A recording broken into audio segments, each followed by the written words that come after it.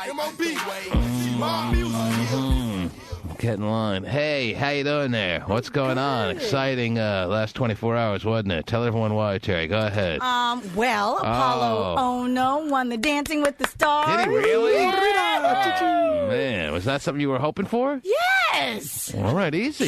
Take it easy. Come on, T-Man. Come on. Ass white. Jeez. And then, of course, I didn't even know he was in the final two, Terry. he was actually in the final three. And he was in the final two as well. And then final two, yeah. Okay, there well, was three, and then Layla got kicked I off last understand that night. there were three before two, but No, last think night it's- started out with three. I see. Oh, I It was see. a 2-hour yeah. finale. Unlike That's why. American Idol, they Right. do the final three and then crown the champion that night. Right. I got it. 2-hour bonanza last night. It was. Ponderosa. But anyway, He did awesome. so who finished second? Layla Ali? No. Oh, jeez.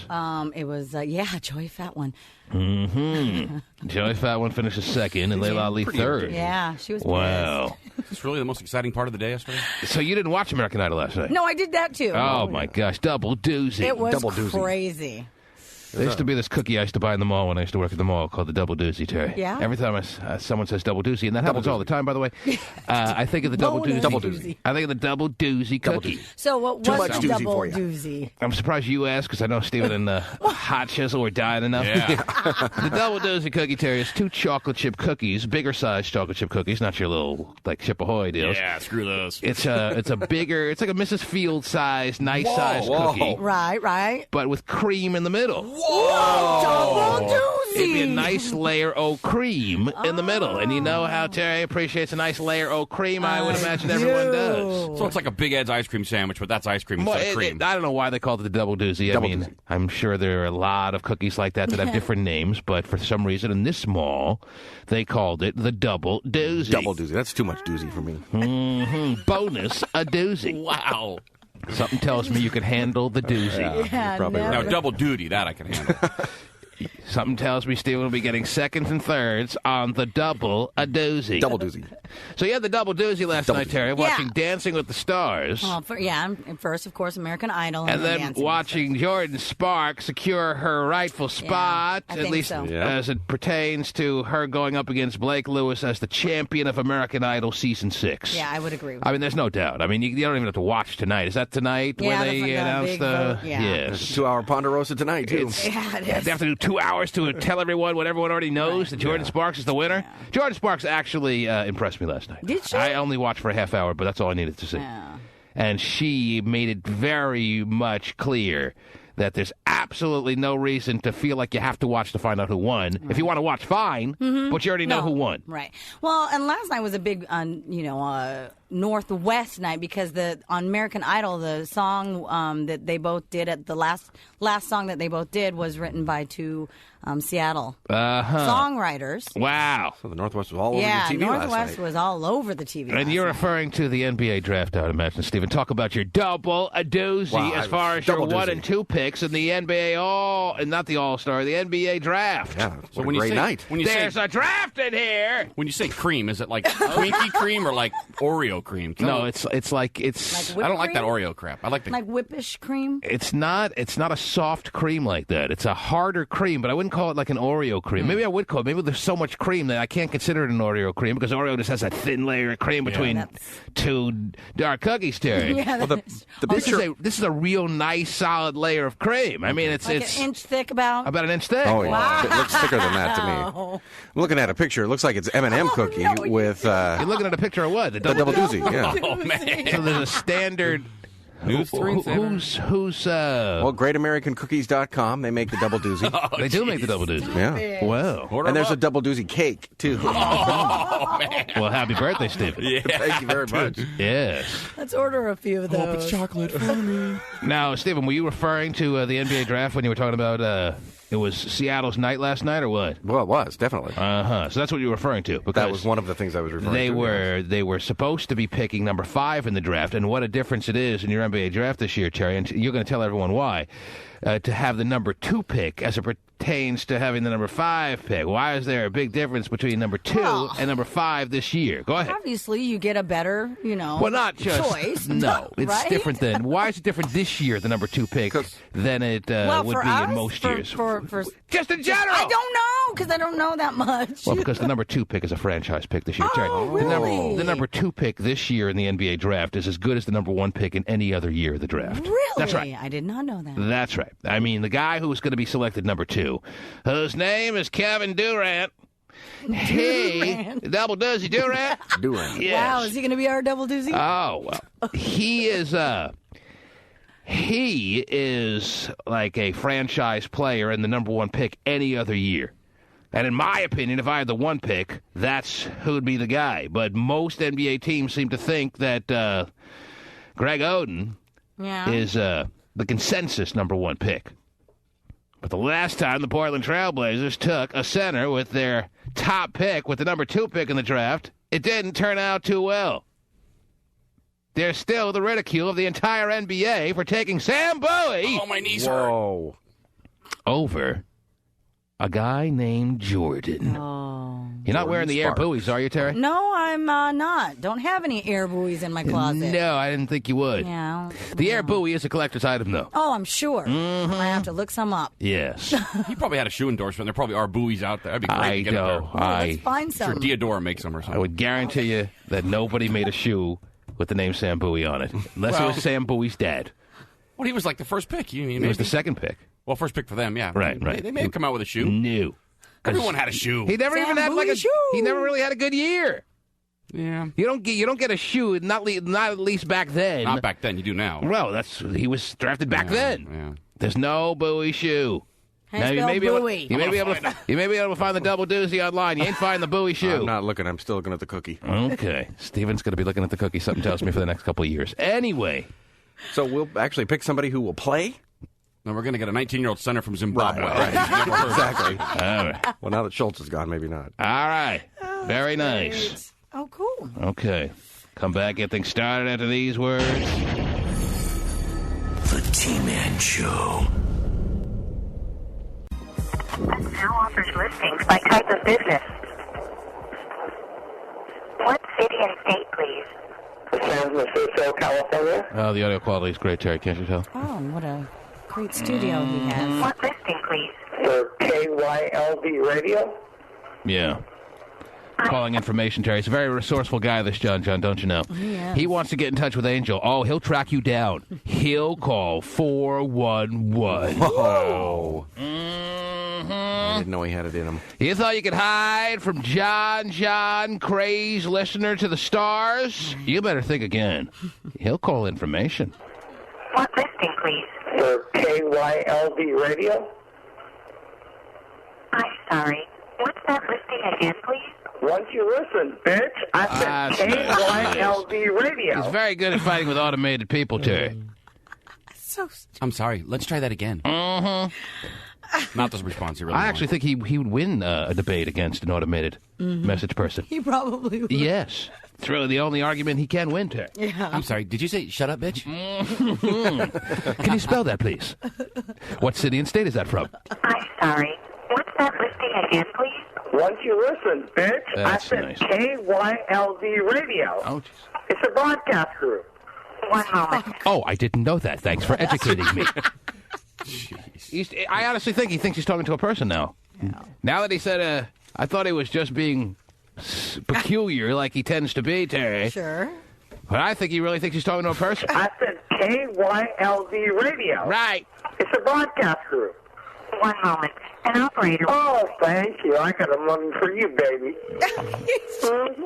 He thinks he's in with her, Terry. He does. Yeah. Yes, I can score. Mhm.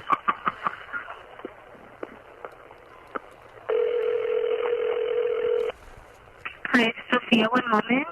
Oh, jeez, this is Can I actually... have KYLD Wild 949? Now he is talking to a real operator. I wonder if he knows the difference. No. All of a sudden he's like, I hate these machines. It doesn't sound any different. I hate these computers. I'm not a computer, sir. I'm a real person. Can I have KYLD Wild 949? That would be the station 94.9 was for you, baby. Okay, do you want the request line, business office? I need a business. Okay. Yeah, he's all about business, Terry. He's not just going to make any simple requests, Terry. He wants the hardcore business number. Yes, he does. He wants to get a hold of Angel. He means business. Mm-hmm. I see why these 411 operators are kind of rude with me sometimes. I see what they have to go through. Now I get it. That's why they went to straight recording. Because of people like John John? Yeah. PT, you want to request my business office? I need a business Okay. office. You want the 800 or the local? I want the local number. Yeah, why not make a toll call when you can? You get that number. You have a great day. Yeah, I have a local baby, too, baby. Bye. Thank you. Oh, jeez. Thank you for using Quest. Oh, thank you. He's very good at hitting on machines and automated people. Seems like it. Yeah. He's big in that world. Yeah. In those circles, he's very popular. Yeah, he's smooth, man. In person, no, he's not. No. She's telling all her automated friends now, I was just hit on by a very cute-sounding guy. Must listen to Wild. I think he's going to ask me out next time he calls. Area bitch.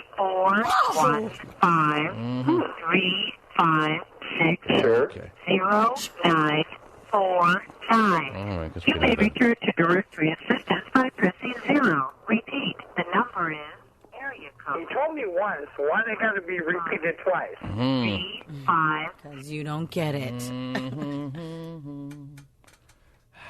And then it cuts off right there, I guess. Is that all we got right now? A little more? Do we need to hear any more, Terry? We need to see how it ends. Well, Does he yeah. get a hold of Angel or not? Hey, good morning. How you doing, baby? No, you sound fine, girl. Oh, Are you blacker the berry, sweeter the juice? Oh, no, please. Oh, you have an angel looking over you every day? Don't you threaten me like that again.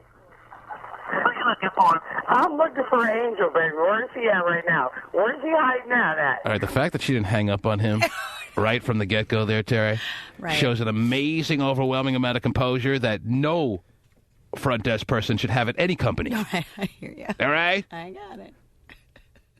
Why is she not realizing that that's the kind of person that, according to the operator's handbook or Yeah, front the desk operation worker or manual. office manager, whatever position you may have, Right. according to the handbook, that's an immediate hang-up right there. Yeah. Hey, Vinnie the Pooh knows because he gets the same line thrown at him every day by John John. He says the darker the berry, sweeter the juice line. You're not even tolerating that. As soon as he's like, Yeah. Click. Hang up. That's an amazing amount of professionalism shown there, Terry, almost to a fault. yeah, Right. that's real good. Well, Angel says that she's a very cool front desk lady. Nobody so. has to be that cool. Well, Nobody should be that good I know. to tolerate John John's stupid lines. I know. My gosh. She obviously doesn't know John well enough yet, Terry. No, but I'm sure she will soon. She was caught off guard trying to figure out, okay, what the hell did he just say? Right. It was one of those moments. You just move on and see where he wants to go. Right. What if it's the boss's son? Better be nice. Hey, good morning. How you doing, baby? No, you sound fine, girl. Are you blacker the berry, sweeter the juice? That's just not necessary. Oh, yeah, Well, the she angel got looking over you every day? irritated. Something like that. She's just handling it as professionally as possible, brushing it off, pretending like she almost didn't hear it. Right. Over the top with a good-natured way, Terry. I know. Don't you threaten me like that again. Oh, jeez. I don't know what the hell he just said there. I'm looking for an angel. She's trying to. She's doing it very well. Trying to move the conversation along. Who are you looking for? Yeah. What are you looking for? I'm looking for an angel, baby. Where is he at right now? Where is he hiding out at? Hold on. Well, don't tell me to hold on. Like a pencil. Oh, Of Lord. old music. Yeah, but then the audio ends again. Oh. But I'm assuming this can go on forever. I don't even know if he, at the end of the rainbow here, and it's such a rainbow it is, Terry, Yeah. gets a hold of Angel. Does he get a hold of Angel Pasty or what? Huh? What? There's more audio. I understand there's more audio, but all right, I don't know if I have time. We'll get back to the audio, Right. Terry. I know that people are dying to figure out the conclusion of this one. What happened? That was John, with all the hours that must be filled in a person's day, uses his to harass people that he doesn't even really know. Right. Right. He's never met Angel. No. Doesn't really know anything about Angel. No. He assumed Angel was white. Angel's not white. Did he just refer to him as a white boy just a Yeah. few seconds ago? Yeah. Makes up He races just for shows people. he knows. He always likes to refer to people by race for whatever reason, and he's never right. He's never right with it. He calls Vinnie the Pooh Puerto Rican. I know. Far from it. I call him that, too, though. I call myself that every day. So I don't really get it. Yeah, I know. But this is John, listener to the stars. Mm-hmm. Most people out there can't stand the guy. Why we find him remotely intriguing is, well, at least me, Terry, I can only speak for myself, Right. It's beyond me. But I know there are other things going on in the world, so maybe we'll get back to the audio. Maybe we won't. But there's things on your pile I could see this morning. Actually, big news. Just Big news. Big breaking news. Yeah. I got to do my own sound effect. Just into the newsroom, Terry? Yes. Okay, well, say that again so everyone can give you the sound effect that you are very much deserving right now for finding breaking news. Big breaking What, news. is this going to be sad news, Terry? Because if it's sad news, you got to use a little mellower little tact. tone. You got to use a little, like, if it's Virginia Tech news, obviously, we want to make it all fluffy with the sound effect, Terry. Right. That's serious, hardcore, sad stuff. But it's not like that. No. Okay. But well, it is big breaking news.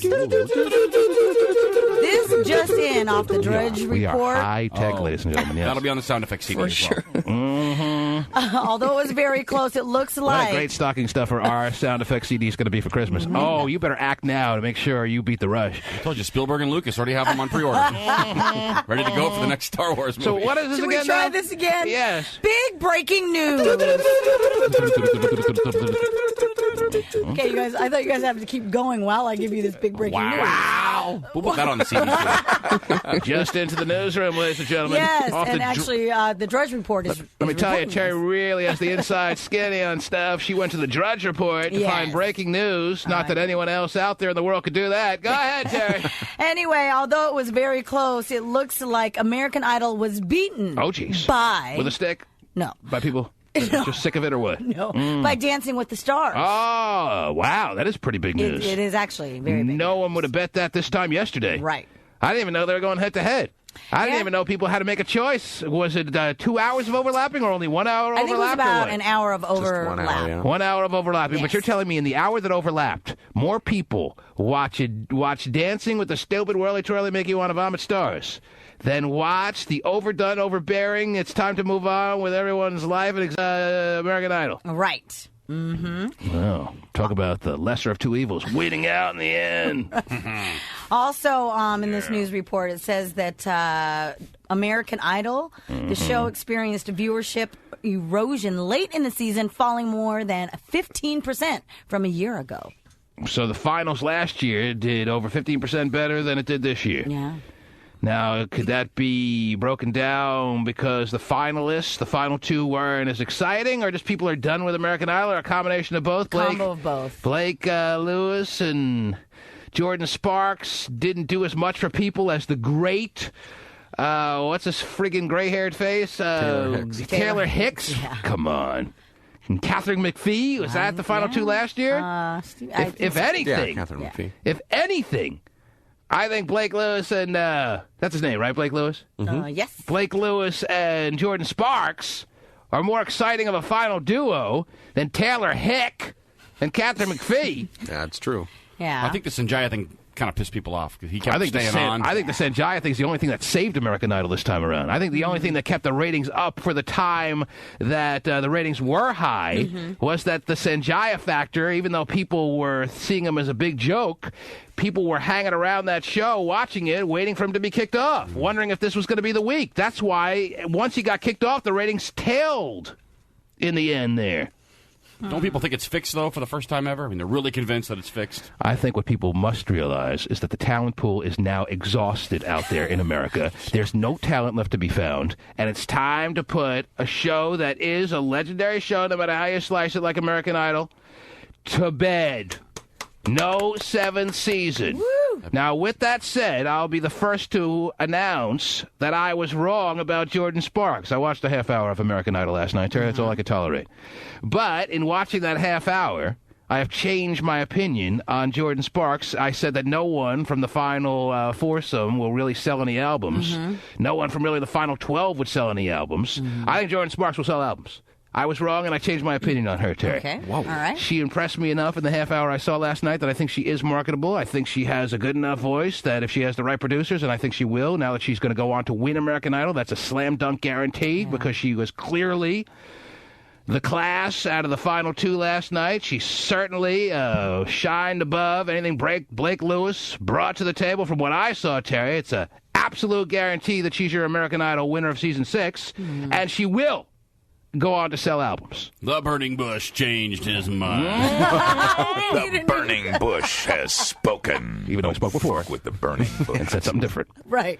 Hey, well, the burning bush can be wrong, and we'll admit when he is. Right, and the burning Wow. bush Well, you're not can wrong yet change either his way. opinion. I mean, you're not really wrong. Yeah, right? all you did was change your opinion. That's all you did. My opinion after seeing more of Jordan Sparks and being impressed by what I saw last night. Yeah, Come on, we're not about making educated guesses. She definitely wrong with you? improved throughout the show. Now, here they are doing 2 hours tonight, when really not 2 seconds has to be watched to know that Jordan Sparks is the winner, and they're going to drag it out over 2 hours, and you're wondering if this show has run its course? Please. Yeah. It lost to Dancing with the Stupid World. It truly make you want to vomit stars. Need I say more? Well, that race was more, I mean, it's kind of the same audience, and that race was tighter and more exciting to people, probably. That's why they would watch it. The dancing show gets a little more old people, too. I think 60-year-olds care more about that than American Idol. Yes. All right. So you say those 2 shows share the same audience. So you're talking about the audience out there that is made up amongst big roast beef arm women who shove bonbons in their mouth left and right, and dudes who are running for the open slot of president of the Pussification of Men Foundation. Is that what you're talking about, Stephen? Are those the people that share the 2 shows? I think it attracts the same type of people. That had to make it, and those are the people that it attracts. Sure. And there are tons of them all over America. I think that American Idol probably skews younger on the other people and, dancing older, but for the most part, the people who like competition or reality-type competition, not really competition in your mind, but are going to watch both shows. Now, don't get me wrong, Terry. Jordan Sparks will sell albums. She won't sell albums near the numbers that Carrie Underwood's going to sell. Carrie Underwood, when it's all said and done, 20 years from now, when they analyze American Idol, Carrie Underwood will have sold more albums than anyone that they've ever had win. Even Kelly Clarkson? Absolutely. Kelly Clarkson has a big jump on her right now as far as being in the lead. But when it's all said and done, because Kelly Clarkson doesn't appeal like Carrie Underwood does to Joe Tractor America, Miss Mary Tumbleweed America. And country people can go on forever. That's right. Yeah, that is true. You're right. They never go away. However, when it's all said and done, 20 years from now, even though, as I said, Kelly Clarkson has a huge start out of the gate over Carrie Underwood, Carrie Underwood will have sold the most albums of any winner or any person that's ever participated in American Idol.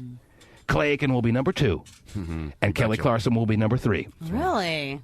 The race for 4 will be between Fantasia and Jordan Sparks. Wow. Unless I'm forgetting someone. Sanjaya will fight between William Hung and him as far as who, amongst the ones that were mocked the most, led the charge with their marketability. And that's the way it's going to all shake down. I'm writing this down for 20 years from now. Oh, you check back with me in 2027, Stephen. Yeah. You can tell me I was wrong. And even though you think the show should go away, it'll still be on in 2027. Oh, it probably will be on a couple more seasons because it's the best show that Fox has as far as from a rating standpoint. So they will beat it to death. They will exhaust it until you absolutely, literally want to vomit on your TV. They're not. I'm saying it's time for them to put it to bed. They're not going to do it, though. They don't quit when you're on top. No. You quit when you're in 60th place. It's obvious that there's very little talent that is undiscovered left in America. Okay? And yet, they're going to beat this turnip dry.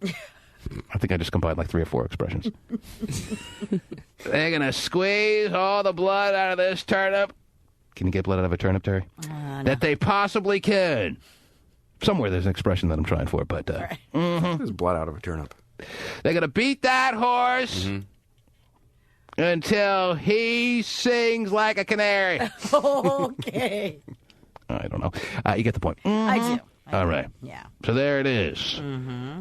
Dancing with the Stars, according to early reports of the ratings last night, beat the unbeatable. Right. Did David beat Goliath yet again? What? I don't know if I go that far. But anyway. The Drudge Report's about 31% right. So, Yeah. so we'll wait and see. I think it says that on the top of their Oh, does it? front It page, should. yes. The Drudge Report has about a 31% accuracy rate. Yes. But they're reporting that the ratings are starting to roll in, and Dancing with the Stars remarkably beat American Idol. Right. But that should be an eye-opener to those who are behind the producers of American Idol. That maybe you should quit while you're somewhat on top still. Something to be said about that. Mm-hmm. And then Fox can put on all their other big-time shows in its place. That's what they're scrambling for. It's like, oh, my God. No, I don't think they're scrambling yet. Wow. So are they should Are they dancing in the streets at the Dancing with the Stars headquarters right now? I'm sure Because they never are. stop dancing, I guess. Right. It's just continue on. Right. All night long. When your whole idea of the show is about dancing, what do you do to celebrate? You dance. Oh, geez. Stand still. Stare at people. Right. You sing. Hey, we won. Everyone stop dancing. But I can't. Wow. I'm telling you, no one would have forecasted that 24 hours ago, Terry. Right. Well, actually, I think on Thursday, Fox is going to debut their other little dancing show. They have a dancing show.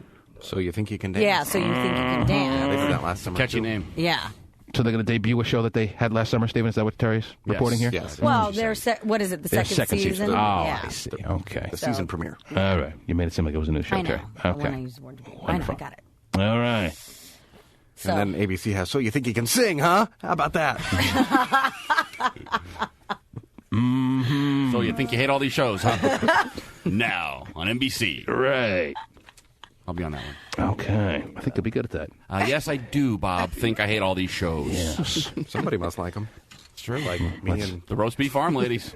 That's right. That's me. Love ladies at the roast beef farm. Oh, yeah. The T-Man Show. It looks as if Paris Hilton is planning on doing a lot of reading in jail. Wow. Just 14 days before her jail sentence starts, we found her on a shopping spree at a West Hollywood bookstore. No kidding. So what's on Paris's must-read list? See Spot Run. Good Night Moon. Good night, Moon. Mm-hmm. Good night, Moon. The little engine that could. I think I can. That one might be too tough. Oh, well, she can have somebody in her cell help her sound out the big words. In the little engine that could. Yeah. You know those 2-syllable double doozies? Double duties. We're going to work the phrase double doozy into every segment today, Terry. Okay. That's the goal. All That's right. the theme of the day. It looks as if Paris Hilton is planning on doing a lot of reading in jail. Right. Just 14 days before her jail sentence starts, we found her on a shopping spree at a West Hollywood bookstore. Sure. So what's on Paris's must-read list? She's clutching The Power of Now. The best-selling guide to spiritual enlightenment is just one of several self-help books. Power Nose and Bertha's thighs over at Cell Block D, Terry. That's a she'll double make doozy, Paris the isn't it? bymaster. It's Lorraine and Cell Block E's whippersnapper tongue, Terry. That's the power of now. Well, apparently, too, she had the Bible with her as well. Well, I think they were going to get to that then, maybe. Oh, well. And you just ruined the surprise. Sorry.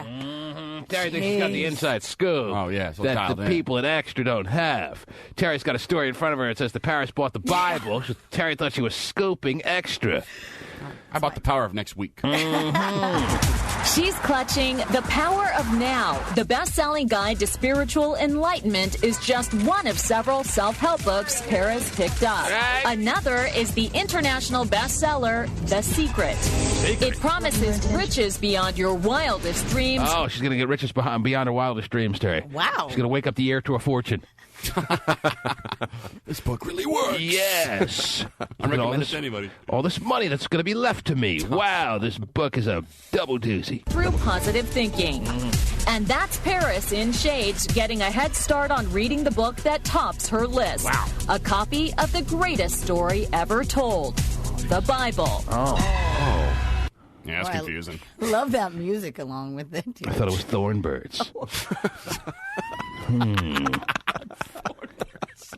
Well, there it is, Terry. There's what's on her list. She's going to be reading the Bible. She's going to be reading all the greatest publications of all time. Now, do you think the Bible can save her, Terry, at this point? With with the path that she's taking in life? Does the Bible want anything to do with her at this point? I don't think course. so. She cracks open the Bible. Does the Bible scream at her? Don't even bother, hypocrite. Wait till she finds out Jesus turned water into wine. She's going to love him. She'll be like, I knew it. How do you do that? Can you give that idea? She'll be like, we're cut from the same cloth. Me and this Jesus. Yeah.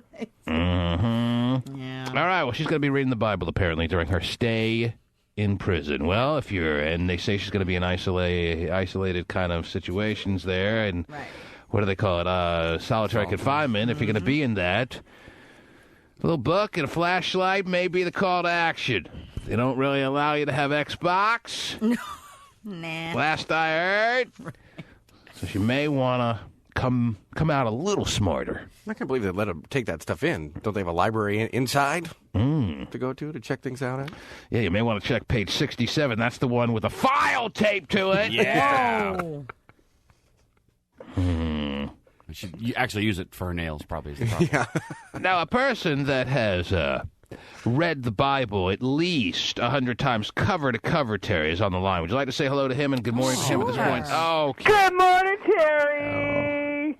I can already tell he's going to to be very annoying. Yeah, So that's he all. is. Yeah, that's all we need. Well, we'll give him another 10 seconds. 100%. I got the First Testament right. A testicle. I mean, Oh, jeez.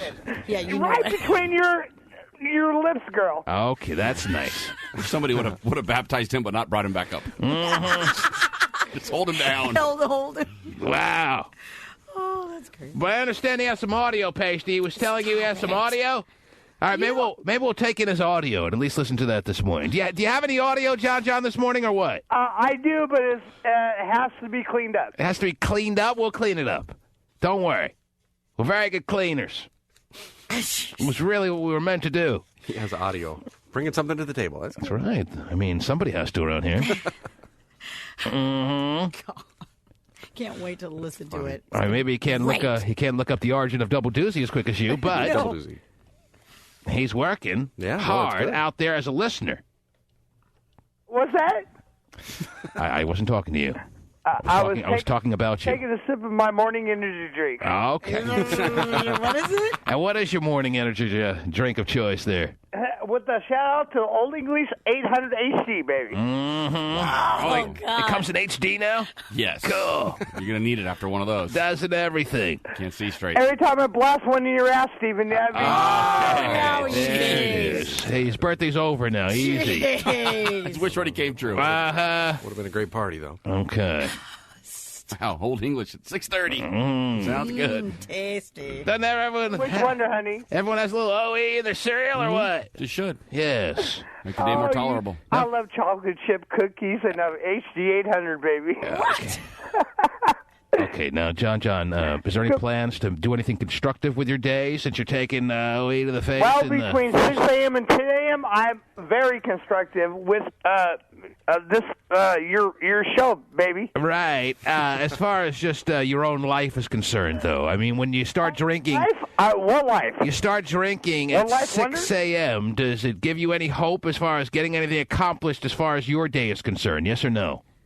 Consider it's my day off. I have no... Oh, it's his day off now. We're lucky. This is the day he's able to blow off steam because he's put in such a hard 5-day work week, don't you know? Rock life.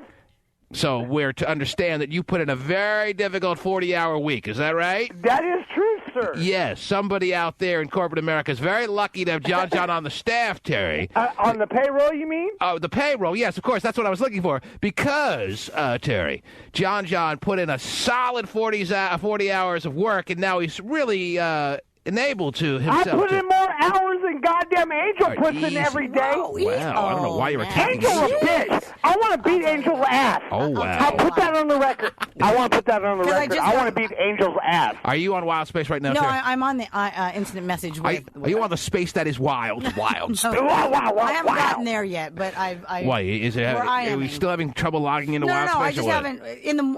As soon as I get in here, I actually log on to the instant messaging first with Angel, and then I get on the Wild Space. I know it's three things going on. It's a 3-prong lifestyle. Yeah. All right, now, Terry, So is Angel with any response so far? Oh, yeah. As far as what John has thrown down, I think the gauntlet is what he has thrown down here, Terry. Challenging Angel and his and I want to beat his white freaking mother effing. Okay, easy now. Well, He's not And I want white. to beat the receptionist's ass too. well, okay, let me tell you what happened because Angel. Okay, told what me. happened? What happened, So Terry? apparently, What she got on according to Yes. Angel, Yes. Fine. John kept calling. John has been harassing Angel. Yeah, well, no, the Clear Channel front desk. I mean, like numerous times. Clear So- Channel San Francisco front Yes. desk has been bombarded by John calls. Let me Absolutely. tell you, every front desk worker of Clear Channel loves the day when John gets you on his radar screen. Right. So then, finally, Angel calls him back. Right. And he answers. John answers the phone. Good morning, Clear Channel, for whatever reason. Anyway, John lives a life of absolute, he's completely with an amazing imagination as to what he's doing in the world. I know. Well, he tells Angel that he is in a production room, and he tries to get Angel's phone number true that. so that he Hey. could, of course. He has a lot of dynamics to his studio apartment, Terry. Let me tell you this, John. Yes. He's got a production room. He's got a Yes. banquet room. I've got a He's production got a room mas- right here in my goddamn bedroom. All right, easy okay? now. I tell you what, that's how I'm able to be pulled up every morning. No, you call on the phone. No, you pulled me up when I called through the remote. Okay. Okay, listen. You are on the phone line right now. I want you to have no illusions, John. You're on the air like any other caller who called 1-866-663-T-Man would be on the air by the phone line. So what? He's so warped, Terry. I know.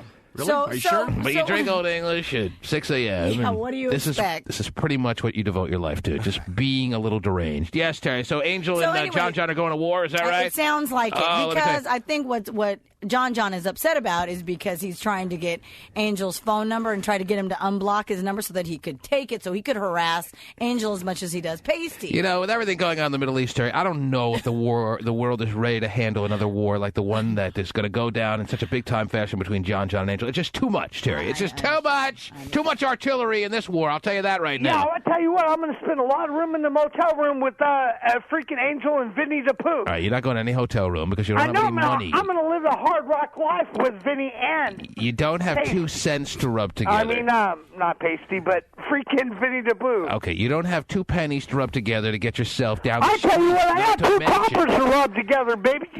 Not to mention to go down to where Vinnie the Pooh and Angel will be throwing their Sunday night Fiesta Hotel party to the stars. You won't even be in the same state as them, okay? You'll be in the same state that you're always in, a state of confusion! Yeah. A state of despair! You know what, T-Man? I'm going to be in the same state. I'm going to be living it up and living up. All right, whatever. I don't even want to hear what he's going to say. That's the reason for the war. If for some reason Angel is remotely concerned about John, which I doubt he is. No, he's not. About John threatening him this morning, Angel's probably never seen John face to face. If he did, he'd be laughing until he rolled on the floor, Terry. That's just a guarantee because John is about, what, about 5? He's really about, if he stood up straight, I'd say about 5'7", 5'8". Right. But because he has such horrible scoliosis, Terry, his spine is at a right angle. He walks like Igor. He walks at a right angle. He walks so hunched over that it's just imposing on no one. I mean, no one would be fearful of any threat. If one adult male had to make a threat to you, promoting any kind of physical harm that he may be interested in doing to you, the one guy you'd want it to be would be John. Especially when they get on all fours for Angel. Okay. Gee, see, when it gets bad, he hits on people. I know, it's crazy. Yeah, It's so you've weird. said It's so that funny. before. Yeah. So mad at you. I'm going to make out with you. What the hell's wrong with him? If you can't beat him, love him. I guess. It's not better than fighting, I guess. Yes. Scares them away quicker. But apparently John has what? He has audio of him trying to get in touch with Angel yesterday? Is that the deal? All right, maybe we'll take a listen to that. That might be worth listening to. Probably not. Right. As usual. Yeah. But it might be worth a couple of seconds of listening time just to see what's there, Terry. All right. All right, so give Pasty your audio during the break. All right, John? I will do that. All right. Do it with your piped-in studio line that you have built into your home, okay? Well, let me pull up through the board and the remote. Okay. Yeah, there you go. Jeez. We'll need his ISDN number for sure. Mm-hmm. He's got a board in his house. He'll be using the phone lines like any other caller, Terry. I know. But let him think that it's much more extravagant than that.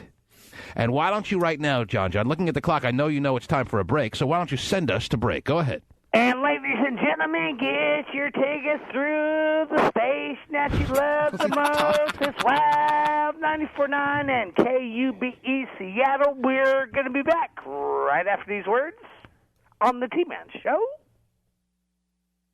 He always makes it seem like there's more to say. I know. Just end it, not in. And again, I'm sorry. That's fine. No, that was fine. That's all I needed to hear. He just ended it on like kind of a high note and making you think there was more to come. Should have been T-Man Show. T-Man Show. Right. All right, you understand for the future, John? You want to go? On the T-Man Show. The T-Man Show. Sounds like a good plan. Still hard. Mm-hmm. I still love you to this day. Oh, well, that's very sweet of you to say. Peace. It's the bombshell confession Simon Cowell's revealing only to Extra. You've got to say when your time's up. Right now. Simon's breaking stunning news to our... And now's the time. And Mark. When your time's up. Yes. It's the bombshell confession Simon Cowell's revealing only to Extra. Sure. You've got to say when your time's up. Simon's breaking stunning news to our Terry Seymour about future plans for his own American Idol finale. Yeah, you want to know what the breaking news is? That he's going to do 3 more seasons, and then that's it. Woo! 3 more of these, and then he's going to recognize that the time is up. This is the year I decided that on American Idol, once I've done, which will be 10 series, your time's up. It's time then to do something new. Oh, you've got 3 more series left that you're signed for. And then you won't re-sign? No. 10 years is a long, long time, Terry, way too long. and we've just got to make the next 3 great. You can. All right. Great. Extra caught up with Simon. Gotta watch 3 more of these, Terry. Yes, we do. There is no talent left in America, okay? Can I make that any more clear? You've exhausted all there is. Putting on American Idol at this point, and for the past few seasons, is like 95% of the time watching bad karaoke. I see that when my mother-in-law comes to town. Wow. She loves karaoke, Terry. You participate, don't you? I do not participate. Come on. I You have swear to. you. Your mother-in-law's You doing don't? it? Swear to you.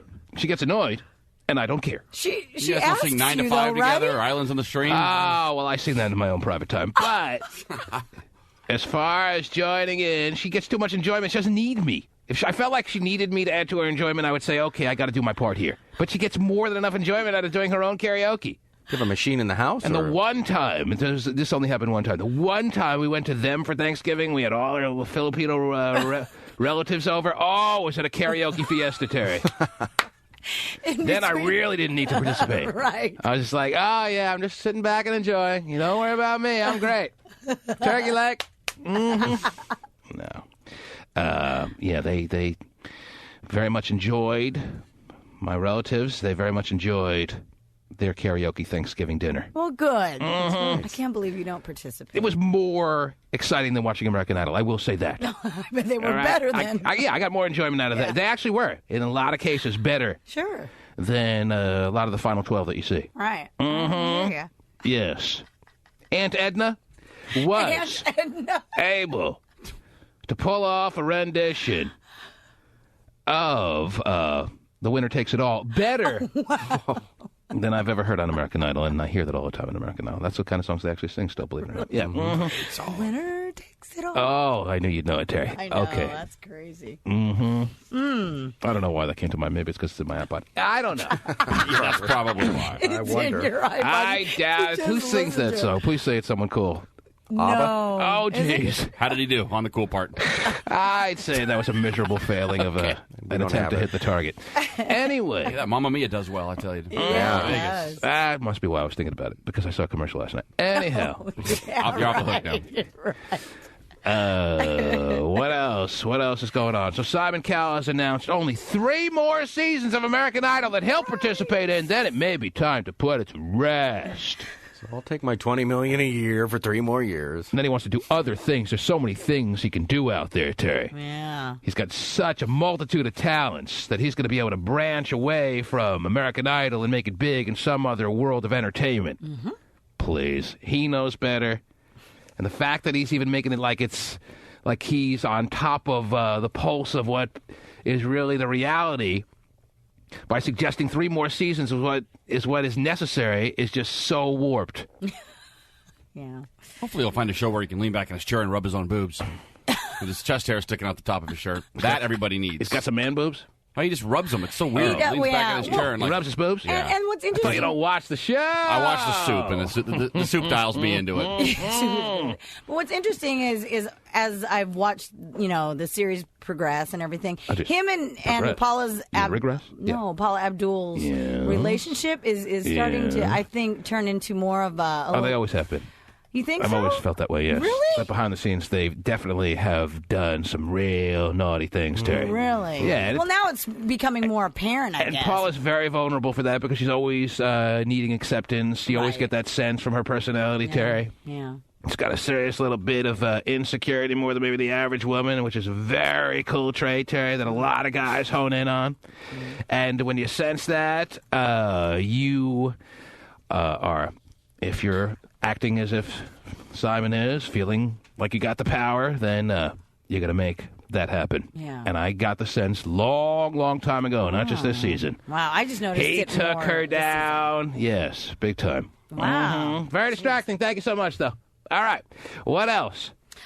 News on Nicole Richie. There's rumors going around, according to the National Pasty's Enquirer. he's turning the screen and showing me Simon rubbing his boobs. And Pasty's still watching it in his private time behind the glass there. I'm I think he kind of likes it. All right. Let's do it simultaneously. Ready? According to the star of the National Enquirer. And he was pointing to the screen like over-exaggerated like, and I'm like, it's a little distracting, but yeah, I see what you're showing me. Thanks so much. He's just doing his job and doing good work, and I'm not trying to make it seem like I'm knocking him for making the effort, but something tells me he's getting more enjoyment out of it than just trying to help out the show. But yes, he found a clip on the intranet of Simon Cowell rubbing his nipples. So weird. Helps me think sometimes.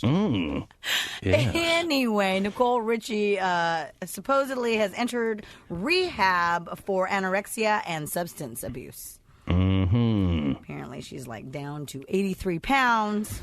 Yeah, that may be the time. 3 more to go to her goal. Yeah. 3 more to her goal. Come on, So, push it. Apparently she will just stay there for a little bit and then do an outpatient treatment. So, we'll see. All right. Finally, she's admitted that she's got anorexia. I see. I wish I had that for a week. 83 pounds. 83 pounds. During the break, ladies and gentlemen, I went over Terry's shoulder, kind of in a Simon on Paula way. Yeah. And I saw what she was chatting about, because I'm always curious. And she was speaking with Angel, not in the Wild Space chat room, but on a personal instant message basis. Just you and I. And for whatever reason, I guess when you instant message someone long enough, you start talking about extraneous topics.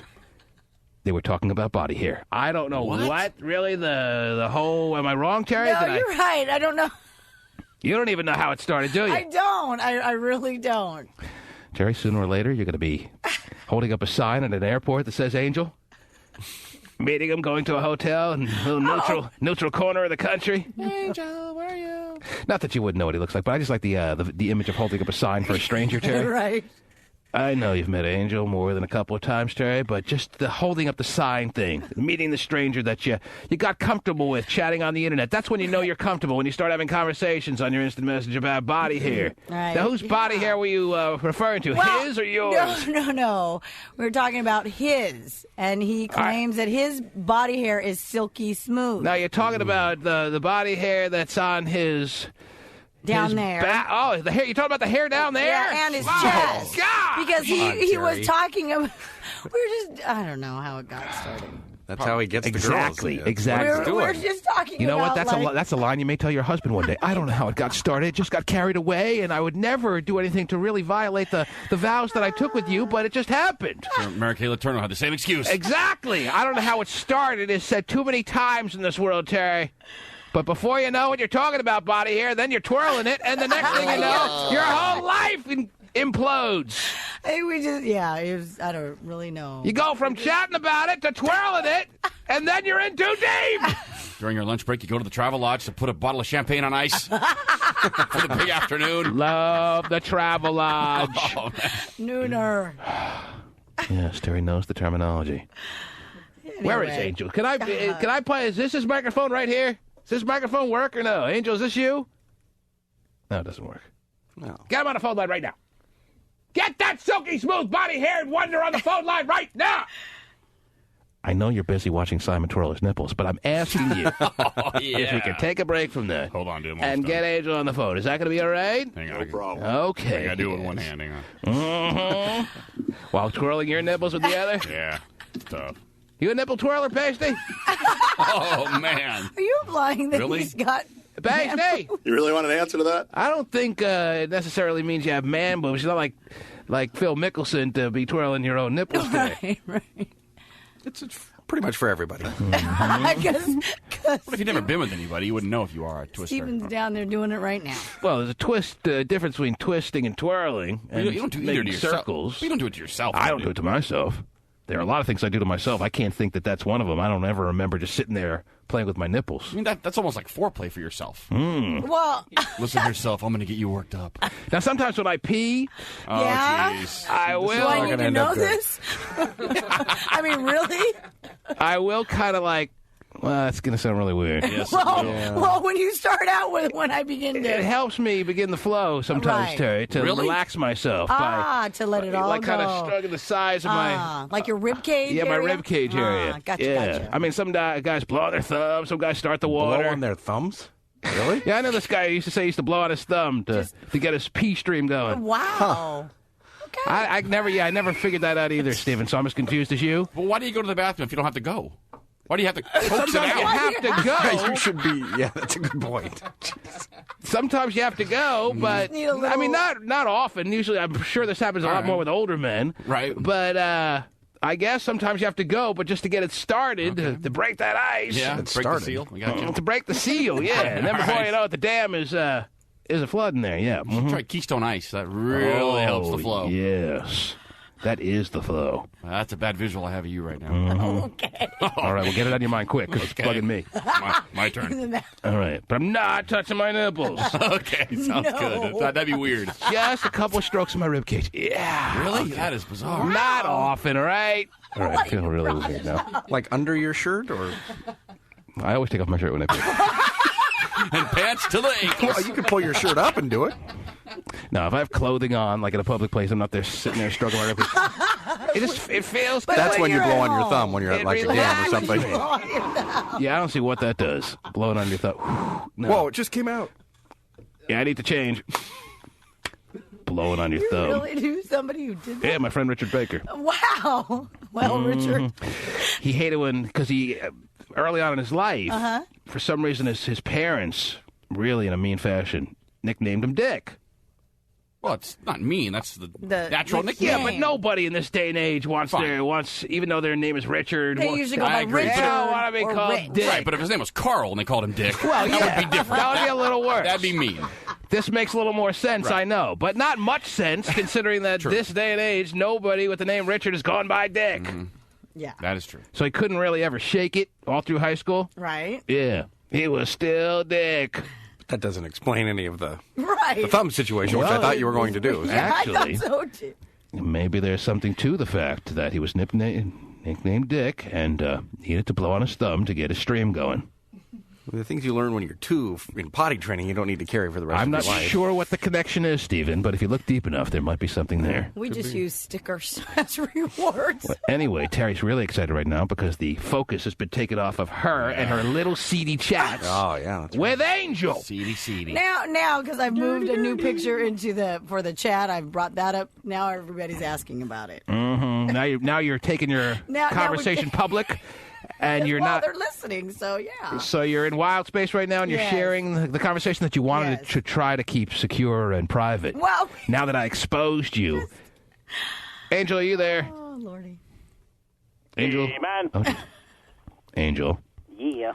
You and Terry must be feeling really comfortable with one another, getting really cozy, as far as the comfort level you have in your chatting situation, that you guys have progressed to talking about body hair, more specifically your body hair. Terry's going to be at least a couple of weeks away from talking about her body hair. Angel. I'm listening. Oh. Well, maybe you should be talking. I'm wanting an explanation as to he's what's... the one who says he's got silky... and you're the one reading about it! It started with the girl asking me to guess what kind of color panties and tank top she had on last night. Mm-hmm. Whatever. Angel wants to make it clear that he's always getting so much action. I know. No, that's... All right? Are you out every single night, Goes Angel? out of Is his that way it? to talk about how big time he's doing it. No, she was trying to make me figure out. She was forcing me to guess. Please, Angel, guess. Right. My night won't be complete until you're able to guess what color my panties are. Whatever, dude. Really? Save it for your Sunday night lame-o hotel party. Celebrity hotel party. Mm-hmm. Uh-oh. You know, the hotel party that you made passes for? Yeah. Are you getting things laminated and everything? Oh, yeah. Mm-hmm. It's going to be a big one. So I look over Terry's shoulder, and I see the word silky smooth. And I've already seen too much. Well, she was talking about how she shaves her... I come say off it. that. Dirty. Is that something new you want to share with us, No, Terry? Because you never claimed you used to. No, I So said when we played that roulette, that wasn't the When case. we played shaved roulette, Terry, you chimed in by saying that you were not a completely... I'm not. All right, well, I'm just wondering if your status has changed and you told Angel and not us. No, but I don't You're gonna shave. give I us a said I get status it alert. lasered for permanent, yes. you know. You go to because- professionals. Well, no. Very important. I have no hair in my loins. Mhm. Remove it all now. Only professionals are qualified to handle my genitalia. I wouldn't even touch it myself. Right. Unbelievable. Terry, some callers are calling and wondering if you've broken your own rules, if you've broken your own code. You have been very adamant against the concept of emotional cheating. And some callers... I'm not emotionally cheating with Angel. Some callers are wondering if this qualifies as you crossing the line and talking body hair topics with Angel, producer to the stars, radio talent to the stars, and wondering if you have broken your own very solid code, Terry. I'm wondering if you're going to admit to that at this time right now without even having to hear their point of view on this, Terry. No, because my husband knows that I Knows that you're having conversations with Angel right now about your body hair? Well, I'm sure he probably does if he turns on the radio. Well, that's not because you volunteered it, though. Are you going to tell him? Sure. Whatever. She wouldn't have if we didn't bring it up. So, Angel, normally I flat iron down there, but it's a little embarrassing. Unbelievable, Terry. What a hip-o-crite you are. Well, we all are then. Mm-hmm. Well, we admit to emotionally cheating every day. That's right. We're not hypocrites. No, you don't. I know my faults. I know all my pitfalls, my downfalls, my weaknesses, Terry, and I am every day realizing how just miserably I fail. But you, on the other hand, primp yourself up as this, moral figure of I would never emotionally cheat. And T-Man, you getting that video from that listener, not to mention all the other videos that I've gotten through the years, Terry, but this video that we talked about a couple of weeks ago, if you get that, you've emotionally cheated and you were wrong, you're right, blah, blah, blah. It would be different if I like, when you came over to look over my shoulder, I quickly changed, I was trying to hide it. Yeah, no, I'm not trying to hide. How do I not know when you're looking over my shoulder? You know better. You know not to X out because you know I'll go right back in there. But if it was that big of a deal, why would I would really hide it. Mm-hmm. And in Terry's defense, she was talking about shaving her husband's chest as Yeah, I foreplay. said that too. Yeah. Oh, so because she's talking I about do her that as well. husband and making clear that her husband's on her mind, she hasn't emotionally cheated? Yeah, throw a little bit of that in there. I talk about my wife all the time with these MySpace OGs. Yeah. You're way hotter than my wife. Don't tell my wife. Yeah. I'll be thinking about you when I do my wife later. Oh, man. Oh, but I didn't emotionally cheat because I talked about my wife. Sorry, throw her in. Terry, you are the worst offender of us all. Not. You are the worst offender of us all. Yeah, I'm probably going to break up my wife later, so why don't you give me a call? Unbelievable. So what else did you guys talk about? The things I didn't see over Terry's shoulder, Angel. Go ahead. That was about it. She talked about shaving her husband's chest. Oh, how romantic. As foreplay. Okay. Mm-hmm. You don't do your own?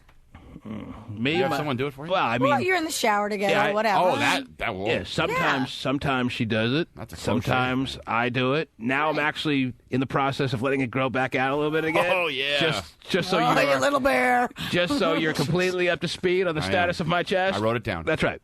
Well, thanks for keeping us up to date. For over a year now, my chest has been completely right to the felt, but I'm letting it grow out a little bit now. All right. Keeping it trim, of course. Of course. But I have broken away from the pattern of shaving it a couple times a week. Mm-hmm. Now we're completely up to speed. All right. Now You can back. shave it? What's that now? You can shave it? I didn't even know that was a possibility. Maybe you should look into it. No kidding. Oh, hairy beast one. All right? Seeing that it's coming out of your eyes. It's true. Maybe your body hair needs to be put in check to some degree, Stephen. All right. All right? I'll look into it. All right. Man. Poor eyes are trapped in a house like Dawn of the Dead, and the zombies are trying to get in. Terry, I think you need to answer to Rob in Factoria's got a couple of questions for you. I think you need to answer to a lot of people that are on the line. Leslie in Sunnyvale. I think you need to answer to Scott in Seattle, Terry. I think a lot of people want to talk to you about a couple of things that they picked up on here. All right, I'm cheating, okay? Oh, you know what, Terry? Jeez. Rob, go ahead. I just wanted to make a comment, Terry, before when you were speaking on your husband watching porno, and I asked you a question about if you respect him so much, how come you don't allow him to watch it? And you also made a comment that said conversating with somebody on the phone and things like that is emotional cheating. So I'm trying to figure how come right now that you're doing it, it's not along those lines.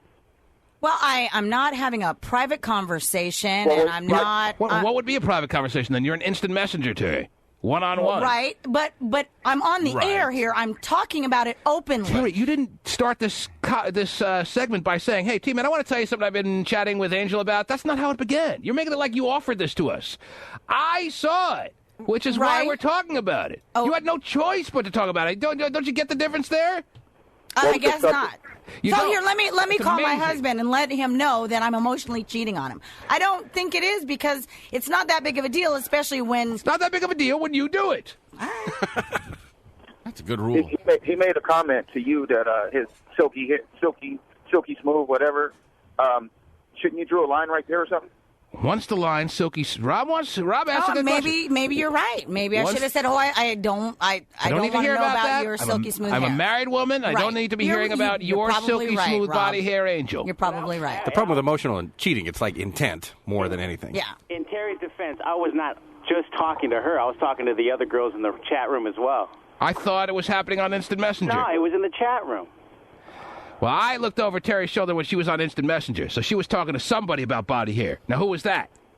No, I have Angel up in Joe two Breezy. different windows along with Dave. I have Dave in Instant Messages, and Dave joins the chat room as well. So I have different things going on. I'm sorry. So- I really hope you don't get divorced. I don't want to take care of 5 kids. Leslie in Sunnyvale, go ahead. Leslie, you're on the air. Leslie's not there. She dropped off. All right, let me go to everyone that I mentioned that wanted to have their word with you. Got scared. Maybe you're sounding a little tough for them this morning, Terry. Let me go to John in Seattle. Go ahead, John. Terry, I have heard you be hypocritical of yourself so many times, and this one just takes the cake. This is disgusting.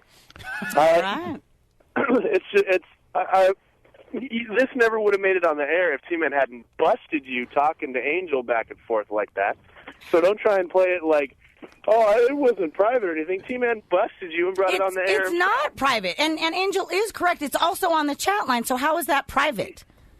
It's How is private. that private, John? It's on a chat line. Don't yell at John, Terry. I didn't do anything. No, but he's accusing me of it being private. It was not. Terry, there was a little private something I saw. Maybe you had a running conversation about it as well in the chat room, but you also had something in your little instant messenger box about body hair. I saw it firsthand. So whatever it was, it carried over into a private conversation. Right. Let's take this talk about chest hair to a private Gisela room. says, "Oh my God, you guys on the phone are dumb." Mm-hmm. She's in the chat room. Oh, wait a minute, that's It's private. just because she wants to feel like she's in the know, Terry. She just wants to feel like she's part of the crew of your little chat room clique, and she doesn't want to be left out, thinking that she was not part of what seemed like it carried over to a one-on-one chest hair conversation. So anything Gisela has to say, Terry, should be taken with a serious grain of salt. All right. John, your point is well taken. Terry doesn't want to see the light because she's in denial right now, and she doesn't want to admit wrongdoing. No, I'll admit wrongdoing. Well, you can't have it both ways, Terry. You can't yell at John saying that you're right and then admit wrongdoing. I'm on a chat line. It's not private. So I'm right with that. Because it's not private. It's open to anybody who wants to go, John. So go there. Of course, you're never going to admit that you were wrong, because you never do. Because anytime you ever get busted in a situation like this, you always get all sarcastic and all condescending, saying, "Oh, I guess I was emotionally cheating on my man. You're right. I'll call my husband right now." You never just admit. Now, I just did, John. Terry, do you want to know? I'm emotionally cheating, Do you want to know John. Do you like that? You want to know what the funny thing about all this is? Emotional cheating is not that big a deal. All right, and I've been telling you that for a long time. But it Emotional is, cheating. I think. Oh, you can't have it both ways. So now I'm feeling bad and guilty because you might wanna, I'm emotionally cheating, and I do feel bad. This may be the part of the show you might want to keep it down, because I'm going to save you here. I don't want you to save me. Emotional cheating. I'm not asking you to save me. Is absolutely not a big deal. You are not to be prosecuted for your thoughts and your words. Welcome to our club. If you were to get together with Angel, and maybe this would lead to that. I think it will. I don't think it would, Terry. I want to believe Can't wait to that. go to San Fran. John was talking about right there. If you started twirling Angel's chest hair, that would be a violation. Now, would it be a violation if after I have this so-called private conversation with Angel, not only in the chat room but on I Am, that I go in the bathroom and do some things? No. Wow. Angel kind of likes that idea, though. Yeah. Hey, don't make me out to be a homewrecker here. Well, no. I mean, but I'm the one who's emotionally cheating, Angel, so I'm the guilty one. Because I'm the married one. You have no responsibility in my relationship. That's exactly right. Now you're learning. I'm glad after I knew that. After all this time, Terry, you are learning from the one who knows. The burning bush has spoken. Nick in Brentwood, go ahead. I've got to agree with T-Man on this one. Emotional, whatever, is just stupid. Emotional when cheating? It comes down to it, it's the physical that matters. Mm-hmm. Oh. Absolutely. Yes, it's... Well, but I truly believe that emotional cheating is a big deal. Well, if emotional cheating breeds cheating... I'm doing something wrong. If emotional cheating leads you to become in a position where you then go on to cheat, then that's another thing. Well, I'm getting ready to share some of my deepest secrets with Angel, so that's even going to a different level. When in doubt... Because that's what it John does. was talking about right there, that sarcasm. But if there is a scale of emotional cheating, this is a 0 on the scale. When in doubt, get so sarcastic that it sounds like it's no big deal. That's a good move. Shrewd. Very nice. But it's a blanket statement that John is accusing me of. I've emotionally cheated, and true, I have. Jimmy in Bothell, go ahead. No, you haven't. Hey, Tim, how you doing? What's up, Jimmy? Well, I was going to talk about something else, but since I've been listening to this emotional cheating What were stuff, you going to talk about? Well, I was going to say about these karaoke machines earlier. Yes. Let's hear about that. Well, I want to know how many Filipino homes have you been to that doesn't have one? Well, I've been to, I would say, enough Filipino homes to know that there's an appreciation, it seems, in the Filipino world, like there is in a lot of worlds. But yes, if your point is that, what is your point? You make it. I don't want to speak for you. Go ahead. Well, I just want to say that Filipinos love to sing karaoke, and it's part of the party all the time. Yes. All right. Well. And just a little off the subject there about the emotional cheating there. Yeah, thanks so much. I know you've been waiting a long time, and you've been dying to get that on the record. Although Terry has never owned a Filipino machine in her life because she doesn't embrace her own culture. Right. I know. Well, all right, Terry. There you go. You're fine. Everything's wonderful. I'm not condemning you. Never was, by the way. Just wanted to point out something that seemed a little askew. And I've admitted my wrongdoing. Well, I don't want to prevent you. I don't want to prevent you from chatting about body hair in the chat room or on your little private instant message little boxes there. But I have to stop doing that. I'll tell you right now, some of the things I'll be writing in my instant message world later today is going to be a lot worse than about body hair. And you don't want to read 229 shot, my friend. Okay. 206, right, on that? Trying to bring me into your sick world of cheating, Terry. Am I giving out my number? Yeah, why are you giving out his number, Terry? Jeez. Not you. Terry's so famished right now. That's right, she is. Her head is spinning. What are you right now, Terry? Famished. That's right. But you don't even know what you're doing. No, I don't. You're all red in the face. Gosh, I'm about to have a breakdown. Oh, jeez. Angel, thank you. Yeah. Look what you started. Yeah, Angel, It's my thanks. fault. You started nothing, and nothing is your fault, but look what you started. Yeah, and John's my fault, too. You got Terry all worked up. She's feeling really guilty. I can see it on her. I hope you're... And she shouldn't. I hope Angel's one-bedroom apartment can hold 5 kids. She's moving in. Wow. Gotta clear that chest hair aside. Make room for the kids. Yeah. Center part that chest hair. You kids to the left, you kids to the right. And I'll sleep down the middle. Oh, man. That sounds really cozy, doesn't it, Terry? Well, this is the bed you made. Body hair bed. Enjoy it. Okay. So do you think you'll be rubbing your sides during the break in the bathroom? Can I come to expect that, or what should I expect? Well, it depends how quick my stream gets going. Okay, that's what I wanted to hear. Okay.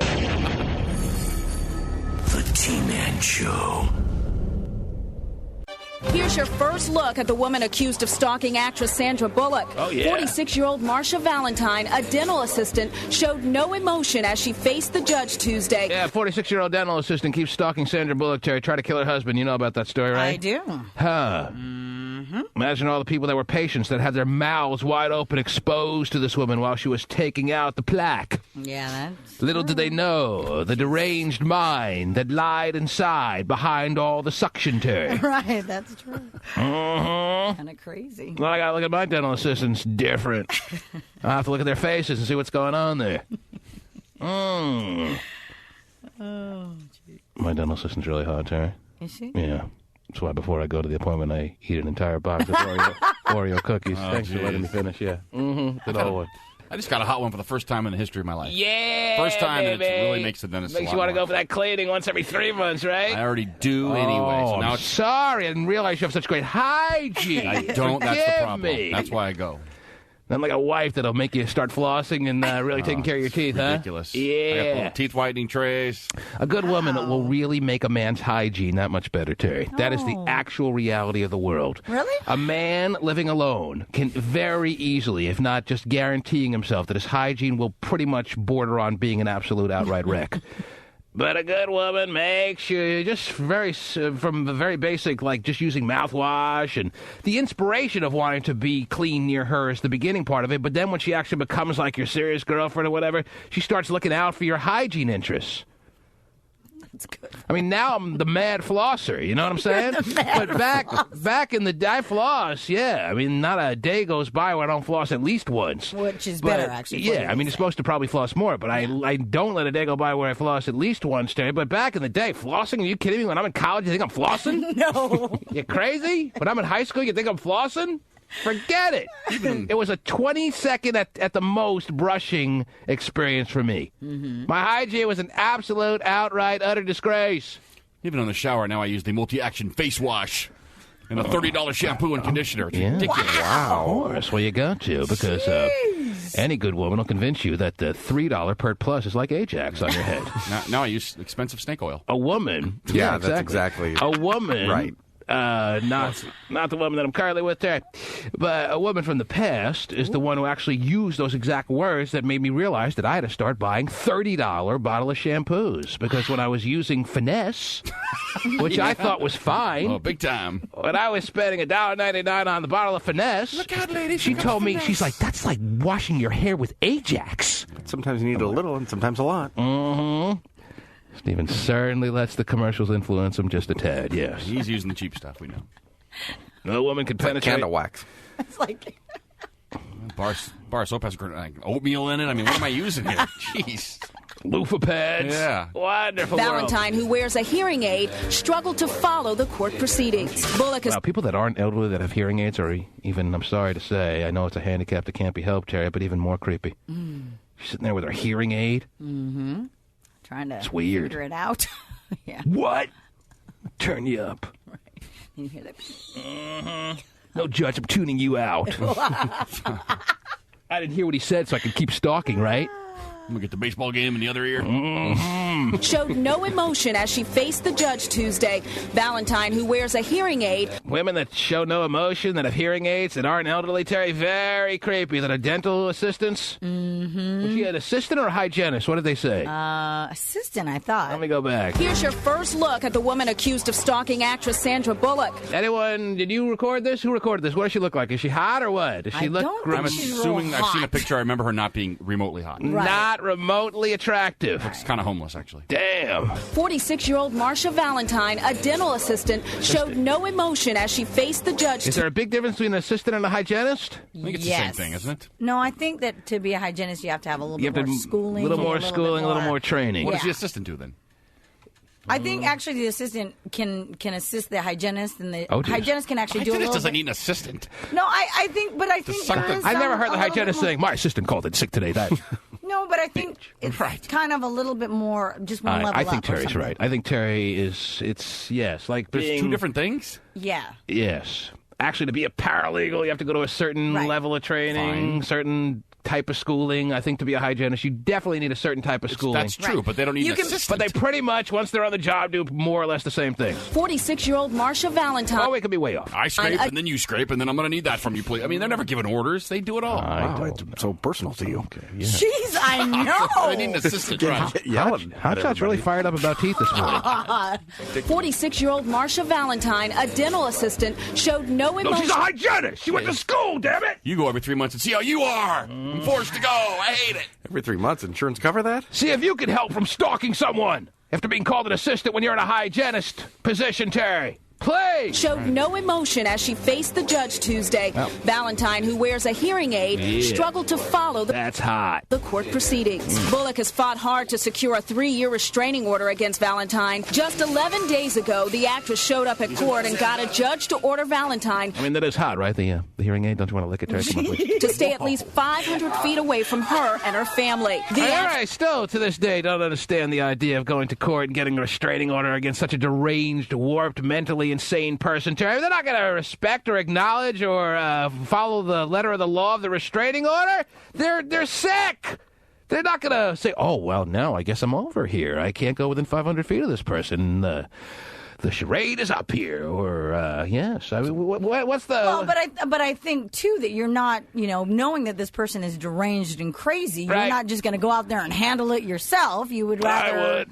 It's a good point, though. If someone's hiding in your shrubs in a diaper, paper's not going to help you.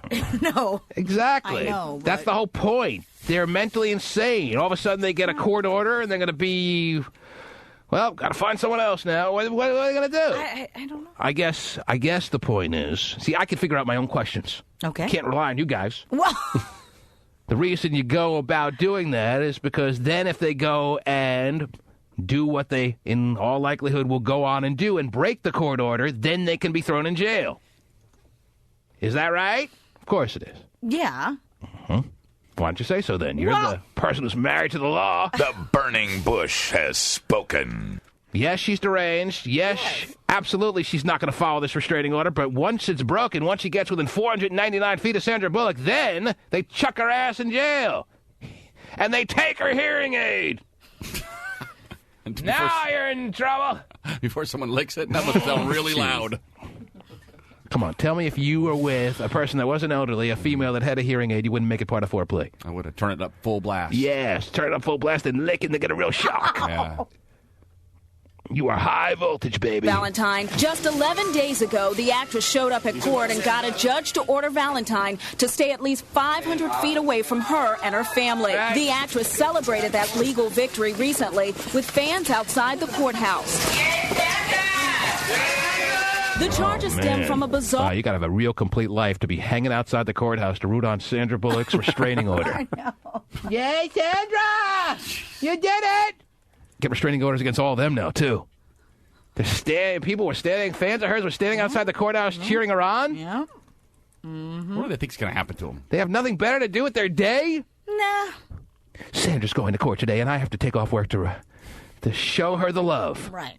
And my support. I mean, are these people working people that actually took a day off to go and stand outside the courthouse and support Sandra? They're that big a fan? Or they're just losers that have no life and no job and nothing else to do? No, Same people you see at the movie premieres.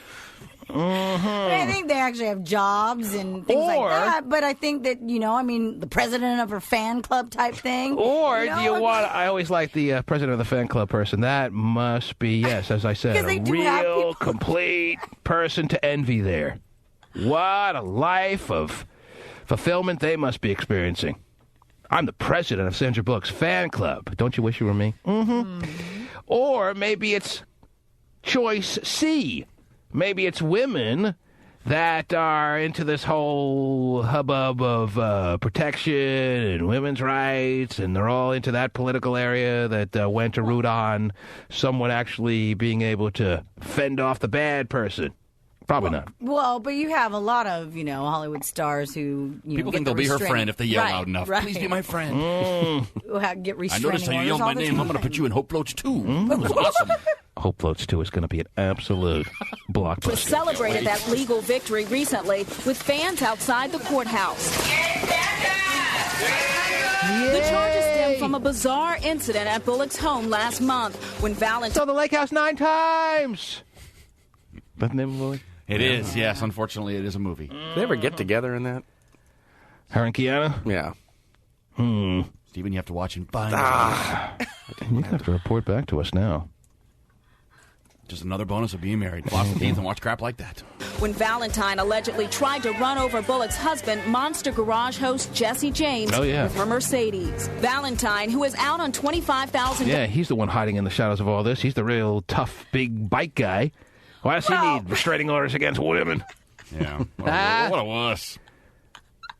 He had to dodge out of the way from her killing him, the estranged woman. When you're dental the one, assistant? A dental assistant is trying to kill me. Honey, go get a restraining order for me. Well, I don't think it's necessarily that. I think it's just in general as well. Kick her ass! Run over her with one of your choppers. Sure. A bike versus a car. Truck. Not going to win there. Have you seen his bikes? I Don't have. you watch I've the programming? watched them crazy. Yeah, he's the one who started it all. What's next? Is Dog the Bounty Hunter going to be getting restraining orders against women? Yeah, he wouldn't be scared. Please. Where does it end, Terry? Where does it end? I don't know. I have the dental hierarchy if you want to know what's going on with that. We were counting on you for that, Stephen, yes. Please give us the pyramid. At the tippy top would be the almighty who now? Well, the dentist. Oh, of course, yes. He's the one who shows you all the variations of spy rings you get choose from after a quality dental appointment is completed, yes. Look at the little bouncy balls, too. Oh, I know you like some bouncy balls, Terry. Yeah, no wonder she goes every 1 month. Yeah. And it seems that's emotional cheating, by the way, Terry. I know. Sorry. Oops. All right, and then next down from the great dentist there is who? Well, it appears that dental technicians would come in second place. And your dental technicians can be found where in the world? Where can they be found? Because I don't see them anywhere in the dentist's office. Whoa, who would be the dental technician? That's somebody who can remove like fake teeth and dentures and crowns and bridges and things like that. That seems like exciting work. Okay. And then the hygienist. And what is the hygienist's job? In preventative dental care, typically not limited to focusing on techniques in oral hygiene. Let me tell you something. Speaking of techniques, this show has reached new heights today. Oh, this is so interesting. This. Well, you're the one who got all... Well, yeah, I'm just saying. I don't think the hygienist has an assistant, is all I was saying. Well, then the hygienist does not have an assistant. That I can guarantee you. Now, there may be a dental assistant somewhere floating around the dental office. But I think that the dental assistant can assist a hygienist and a dentist. I'm sure she has on a couple of occasions, given her a tool or something. Wait till you get to the definition.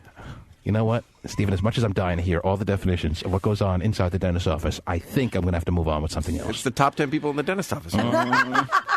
Then come the therapist. Then the assistant is in last place. So. Valentine, who is out on $25,000 bail, was tight-lipped when she walked out of court. As the She media was tight-lipped, Terry. As she left court. That explains some of her anger. Valentine, who is out on $25,000 bail, was tight-lipped when she walked out of court. As the media scuffled to get a shot of her, ironically, the woman who's accused of getting too close to Bullock insisted that reporters give her space. You can direct 5 questions. feet, please. That's crazy. She's telling the reporters to keep their distance. Oh, she's really crazy. I love her. That's audacity, huh? 5 feet, please. Did you hear it, Terry? Yeah. You can direct 5 questions. feet, please. Wow, she has one of those crazy voices, too. Did you hear the way she sounded there? He- Almost a little bit of shakiness in her voice, but a lot of creepiness. A nice helping of creepiness with trying to run over people. with a hint of shaky in her voice. And not the most feminine-sounding voice you ever heard in your life. Right. She's got the perfect voice for a real scary stalker. As the media scuffled to get a shot of her, ironically, the woman who's accused of getting too close to Bullock insisted that reporters give her space. You can direct 5 feet, questions. please. 5 feet, please. Weirdo. Oh, my goodness. You think Sandra and her vagina chin are very scared, Terry, or what? Yeah, that's why she got the restraining order. She's a little nervous. Man. And yes, she's got a big bad husband and all, but I mean, You gotta do what you gotta do here. Be protective of your All right, situation. hey. I'm not knocking her, am I? Did I sound like I was? Maybe for a second? Whatever. I'm just thinking it's a little ironic that Jesse James has his wife going to court to get a restraining order. I'm not saying it's not the right thing to do. I don't want to see Dog the Bounty Hunter be next. I don't know who's next in line if Jesse James is getting restraining orders. But, all right. Well, it's done now. Right. And now this woman can't get within 500 feet of Jesse James or Sandra Bullock. Correct. It's got to be tough on anyone. Yeah, what will she do? She's coming after you, T-Man. You're next. Oh, jeez. Okay, thanks a lot. Well, I mean, What else is going on, Terry? What else do you have? Interesting little stat from the Census Bureau regarding American homes. 6.5% of the homes in the United States apparently are either trailers, RVs, or houseboats. Oh, yeah. Yeah. I would think there's a big difference between a houseboat and a trailer, Terry. I mean, houseboats is like a covenant place, a desired place to live, wouldn't you think? Unless it's on the river. Yeah, I think the ones that aren't attached probably are not desirable. Well, you say houseboat and trailer are the same kind of sequence there. There really is quite the difference between some of your houseboats and your trailers, Terry. I understand. Trailer never really, no matter how you slice it, a desirable situation. Mm-hmm. But a houseboat? Yeah, they're nice. Man. I'm just This letting is you know. one that Huck Finn traveled on. Probably not. Well, yeah, that would be a wood raft. Well, that's probably what they're considering. If you live on it and it's on the water, it's I a see. houseboat. I don't know. I thought they were nice, like you said. Okay. Just letting you know. Interesting stat of the day, Terry. Right. If that was, in fact, a stat of the day. What else? What else is going on? What else? Got Real a quick. What else you story got? here out of Arkansas where a gentleman got a DWI after he fell asleep in the McDonald's drive-through lane. And that can get you a DUI? Yeah. The cops will find you in the drive-through lane? Well, if the cop is behind you waiting for his, Yeah, food and... for his coffee and his egg, McSomething. That's the only way I could see you being busted for a DUI in the McDonald's drive-through lane, unless there's so much honking from the people behind you that the officer's attention was drawn to it, or the officers themselves were dying to get their food. Well, apparently what happened is he placed his little order. Oh, his little order. Yeah, I don't know. Anyway, placed his order and drove up to the first window to pay. Number 10. Yeah, and then 15 minutes later at the second window, they're still waiting for him to get his food. Do you like the double window? McDonald's seems to be one of the few fast food places that has the double window. Are you happy about the double window? Do you think it's more efficient, or do you feel like I don't need to be doing double duty here to get my my fast food situation done? Oh, I love the double window. I like the double It window allows too. them a little bit It's more efficient. time to make sure that the From an order is efficiency correct. standpoint, I think it does. I don't want the person who's giving me my food, even though it's already in a bag, most likely. I don't want them handling the money, too. I like the idea that McDonald's, I don't know of many other spots that has the double window. I'm sure there is one or two others. But McDonald's, definitely. Your double window. Fast food spot of choice. Right. The McDonald's by my house, not only double window, but double Lane? menu. Double lane, too. Double lane, double menu, yes. Ridiculous. You haven't done that? People must be products of health. that you need double lanes out in your neck of the woods. And I always pick the slowest one. Yeah, that is crazy. Listen, fatty, just pick one of each and move on. I'll buy. Gosh. They're taking 4 orders at the same time. Yes. Yeah. I have not yet seen the double lane McDonald's. Whoa. They're rare. Double lane, double window, are. double order Okay, board. but I'm excited about rolling up on my first double lane fast food drive-through at some point in the near future. I'm hoping it's the near future. It's a big moment for you. That's pretty cool. I did not know they existed, but I do now. No, they do. And I'll be on the lookout for a double lane fast food drive-through. Double lane, ooh, fast food. Now, Terry, everyone's come close to falling asleep in the drive-thru, be it because you're drunk or be it because it's 4 in the morning. I mean, you're going to get in trouble now for falling asleep. Usually the honk wakes you up from people behind you. Yeah, but Am I in my room? Where am I? Mm-hmm. It's But you more have to also- dangerous. I've driven so many times in actually both fashions, but more times probably just from driving at 4 in the morning from being so tired that you're really more of a threat to your fellow commuter for being so impaired because you're so tired. right.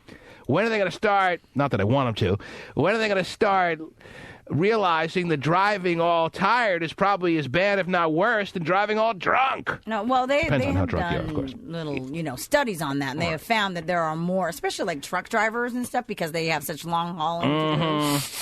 Oh, sorry. Yeah, truck drivers, yeah. They have a solved problem. So You know how many they've times seen- I've woken up just mere inches away from the guardrail, Terry, and that will give you a blast of energy. Oh, near-death experience. For 20 seconds. And then you, Yes.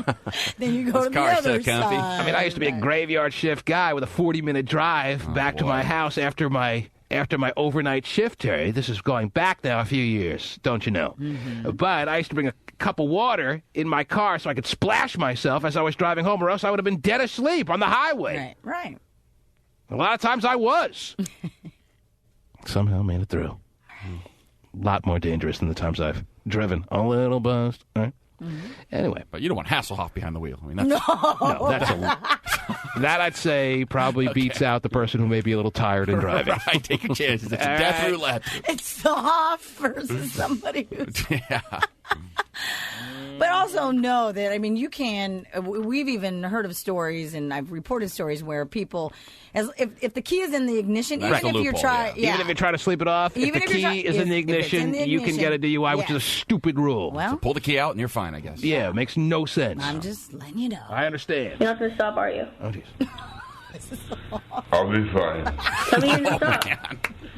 I'll be fine. Tell me you're going to stop. I told you yesterday that the most eye-opening part of this whole bit of audio to me was finding out that this girl who's taping it being all lecturing-like and overbearing with the fact that she's lecturing her own dad here, Terry, which was a little overdone in my opinion, from a daughter to a father, was pretty damn hot. Well, yeah. Just picture being in the back seat and having her explain to him there's a stop sign coming. He's driving. Get me out. That I didn't expect for her to be as hot. I guess, as I said yesterday, I should have figured that would be the case, but I didn't figure it when I was listening to the audio a few weeks ago, Terry. You're not going to stop, are you? I'll be fine. Tell me you're going to stop. I'll be fine. Tell me you're going to It's stop. amazing how all our voices turn exactly the same when we're that drunk. I'll be fine. I don't know what your voice is, if it's typically high-pitched, if it's more of a baritone, no matter what the case may be, when you're that drunk, it all sounds like this. I'll be fine. You know what I'm saying? Soprano kind of voice, very low like Pasty Dave. We all meet at one spot when we're really drunk, and that spot is right here. I'll be fine. Tell me you're going to stop. I'll be fine. Tell me you're going to stop. I mean, that could be me, that could be you, Terry.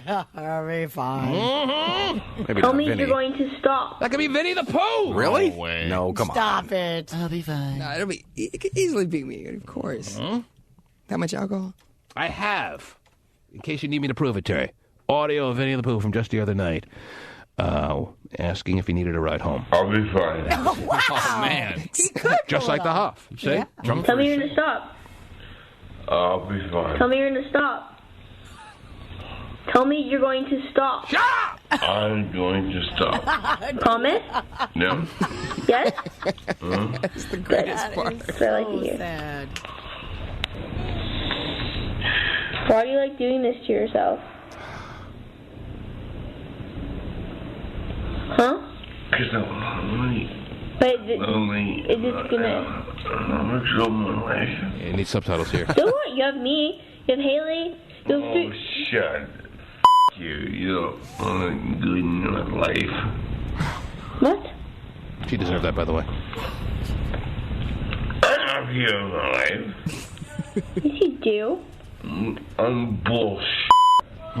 What do you mean? What do you expect me to do? Come up here on the days that I have school? See, if you talk like that in Knight Rider, Terry, I would have actually watched it in the 80s. He probably was, but it was a little bit. That's back when he needed the car that could Yeah, drive itself. I know. Fine. I see that you're entitled to your opinion that Knight Rider was a great show. I never saw it that way.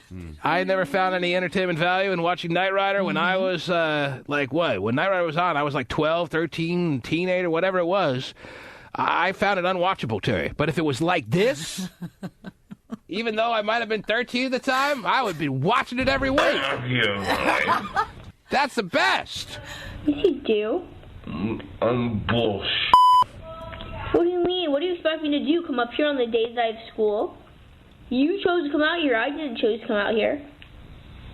I come up here as much as I can. Every weekend that I don't have SAT, I come up here. Oh, yeah, I would too, Terry. When I don't have SAT. Right. Mm-hmm. There's nothing I can do. I changed my schedule around because of you. Because she takes the SAT every weekend. Right, what? Well, maybe something different.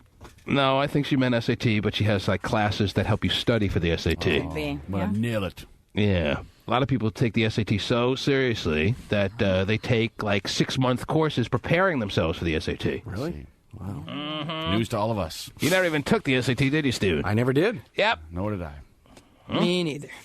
Are you sure? Possibly. Yeah. I did, and my mom tried to enroll me in one of those courses, but then she realized it was a futile effort. She was like, yeah, I'll just take the money back. He ain't going to get anything out of this. There's nothing I can do. I changed my schedule around because of you. Don't tell me that I don't give a shit. Oh, geez. Whoa.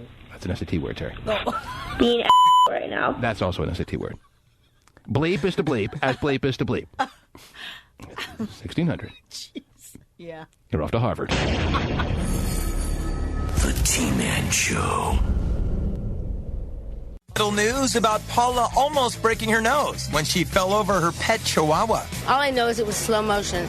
Oh my God, I'm going to do a face plant. And only tells me Paul's life is pretty much all in slow motion. If you know what I'm saying, Terry. Not the first face plant, you think?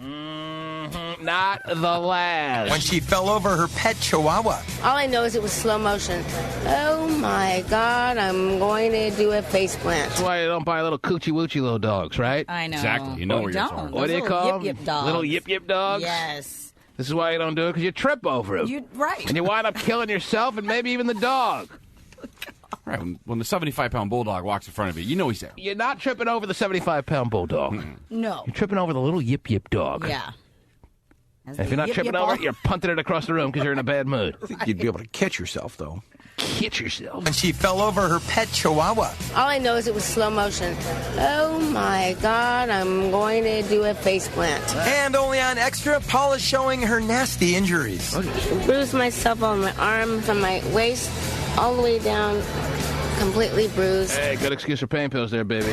My hip, my nose is fine. Not that you needed it. She always sounds like she's on pain pills, though. Yeah, I heard a rumor does. she got a hold of some. She takes morphine patches. Mm-hmm. Really? The patch. Oh, that's got to kidding be a me? nice, direct little 3-day party. intake to the system. Is it a 3-day party? They last like 3 days.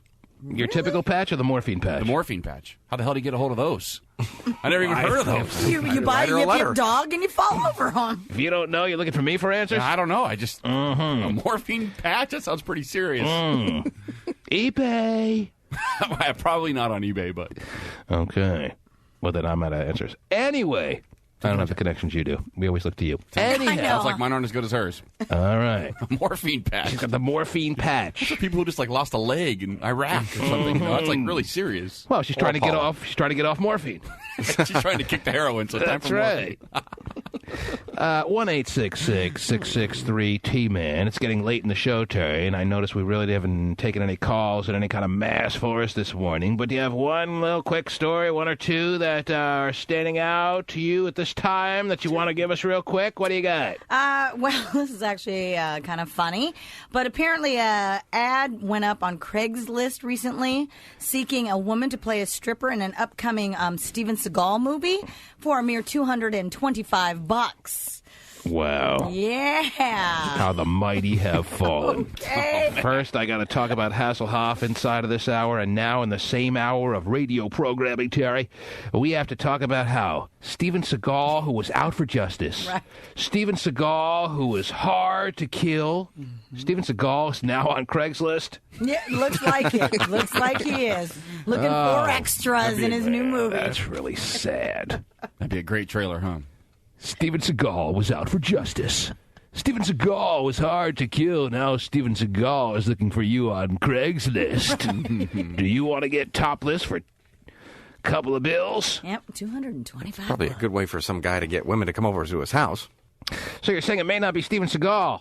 You're holding out hope that this isn't Steven Seagal really behind this whole thing. It's just some crackpot in East Jessup, Nebraska trying to get a look at some boobies. Yeah, we need a stripper for the movie. Let's see what you got, honey. Well, I would think that might be the type of Craigslist ad that might get flagged if it wasn't confirmed that Steven Seagal's production team was behind this deal, which makes it really pathetic. My gosh. Steven Seagal needs to go to Craigslist to advertise that he needs a woman to get topless and he's only offering $225. That's all he's got left, Terry? I think so. That's the Screen Actors Guild's fee, I think, isn't it? Man. It's a good deal for it. We give more for dog roulette here in the studio. Dog food roulette pays more. We'll pay someone more right now to come get topless. Yeah, I would absolutely pay someone $300 to get topless right now. Right, I mean, just to prove a point. I'll be there in a second. Oh, like you already are. Anyway, that's pretty sad. What else? What else is going on? In Nashville, Tennessee, yeah, a porn star is claiming that a police officer dropped drug charges in exchange for a little sexual tryst. Well. Apparently, the state trooper stopped her on a highway. Mm-hmm. Let the little drug charges slide. Highway love. Yeah. Yes. And she even claims that she's got proof. Oh, yeah. Mm-hmm. Everyone's got proof these days, Terry. Well, supposedly, she says the troopers own video images of the road. You know, you can see I'm sure they'll turn those right over. Anyway, John in Linwood, you're on the air. Hello, 1-866-663-T-Man is a toll-free number to talk about anything that may be on your mind. John, you're first up. You've been on hold a while, and I apologize for the wait. Go ahead, sir. Waiting so long, he's not even there anymore. John, can you hear me? John, are you still hanging in there? John is not there? He's been on hold over an hour, Terry. Oh. You might be like the guy in the drive-thru we talked about earlier. Mm-hmm. I bet John is there, though. John is there. He's been hanging on a lot more than an hour. Looks like next up is Al State. Haven't heard from him in a couple of days, Terry. Give him a quick couple of seconds. 1-866-663-T-Man. Yes, Al State. What's going on, T-Man? Calling Good morning, everybody. Good morning. Where are you calling from this morning? Well, I'm over here in Brisbane doing what I do. I'd like to give a shout-out to my co-worker, Joe Nez. Oh, You know what I'm saying? Big L. It's been a long time that Joe Nez has been overlooked, Terry. It's about time she got her due. I'm assuming it's a she? Anyway. Hey, anyways, I just called to tell you guys about David Hasselhoff. Okay. Oh, jeez, he's the expert. We've heard enough about David Hasselhoff so far over the past month. He's back. He's back on TV, and the new show called America's Got Talent coming on NBC. We've talked about that, Al State. Yeah. Hey. Thanks for the scoop. You know, I don't watch a lot of TV, so, you know, I just turned it on, and I was like, oh my You're God. shocked to find that you're a hero. He definitely watches the Hoffs every move. You didn't see him on that same show last Have week? you, know what I'm saying? Have you written him telling him that you feel like you're the black David Hasselhoff or what? No, you know, you know what I'm saying? I'd have to see him face to face and be like, man, you are the man. Okay, because then Al State would wind up in the courtroom with his hearing aid, Terry, getting a restraining order put on him. Thank you, Al State, for the call. Let's go to Quincy and Hayward. Yes, Quincy. What's up, T-Man? What's going on, man? How are you, sir? Man, listen, my girlfriend left me last week, because of MySpace. All right, turn your radio down. Quincy, turn your radio down. Not always every day you can talk to a man named Quincy, Terry. Yeah. Not easy to find. But Quincy is here, and he wants to tell us about the problems he's having with his girlfriend and how that may all shake down to their MySpace difficulties. She left me over a girl from Germany, from across the world. That I will probably never meet, never know. Well, even though Terry's lost her credibility, Terry would probably say that emotional cheating is emotional cheating, and even if it's from Germany or if it's from from the neighboring town over, if you emotionally cheated on MySpace with a girl from Germany, you have violated your relationship, according to the great Terry B. Free. I don't think you know anything at all. You are the burning bush. The burning bush has spoken. Wow. I'm on your side. Please take my side. All right, please. what happened? Not cheating. Tell me what happened, and we'll tell you how much of a violation, if in fact it was any at all. And you're telling me that she broke up with you over what you're about to tell us? No, it happened last week. It's already done. It's over with. Okay, so she broke up with you.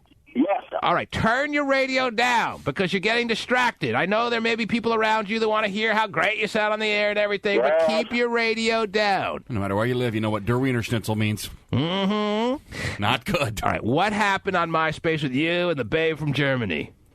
I just said that I thought she was sexy, and that was it.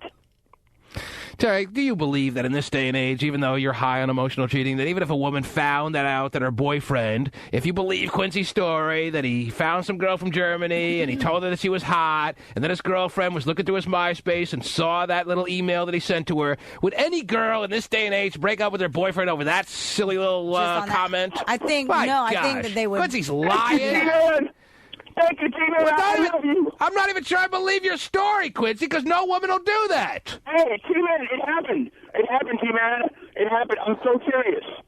I'm so serious, and I'm still mad about it because it's ridiculous. Mm-hmm. And all you wrote was to a girl that obviously he's not about to meet anytime soon, Terry, if at all, ever in his life. Okay. Can't just pick up and meet her at the mall. She should be concerned that they're actually going to progress to some little situation, Terry. From across the world. How long had you been going out with this girl, Quincy? Next month would have been a whole year. Next one would have been their year anniversary. Wow. Yep. Well, maybe it had less to do with the fact that she actually saw the email that you sent to this girl in Germany on MySpace, and more with the fact that you just don't do it for her anymore. Could that be a possibility that you're not willing to acknowledge Quincy? Yes. No. Could it be? I still know how to lay on the pipe. But the thing is, that it's just, I don't know. She's just... He thinks it all comes down with how he's laying down the pipe, as he puts it, Terry. May not be the entire spectrum of what a woman needs to be satisfied with the guy she's with at the 1-year anniversary mark. Thankfully, Stephen feels better about his chances to move on with future women.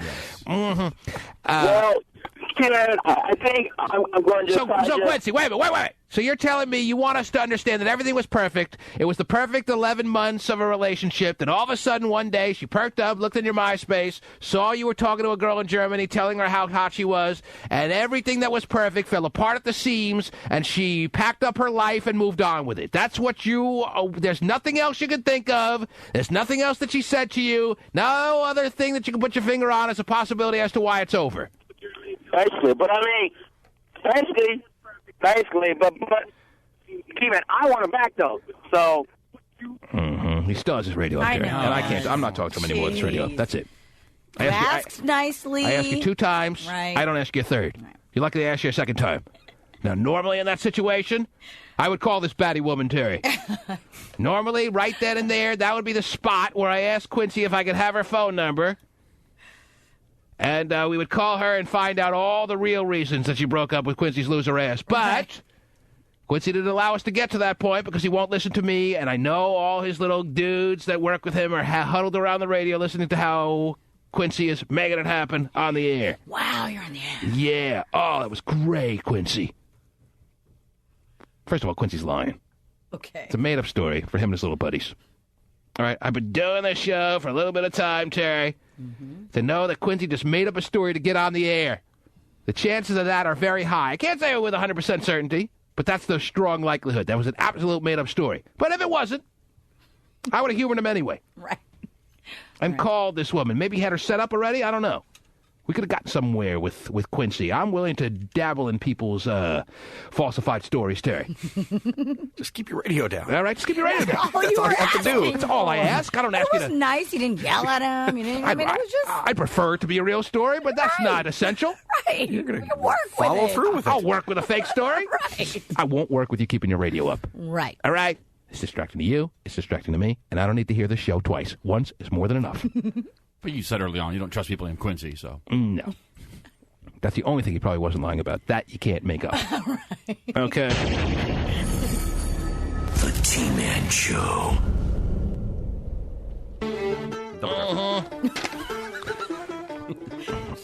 Angel's pimping away in the chat room, Terry. No shame whatsoever, which is the way I like it. Right. That's the way I always have been. But, I mean, he is just over the top with how many women he hooks up with. Please. Please. He's in the know. Liar. Yeah.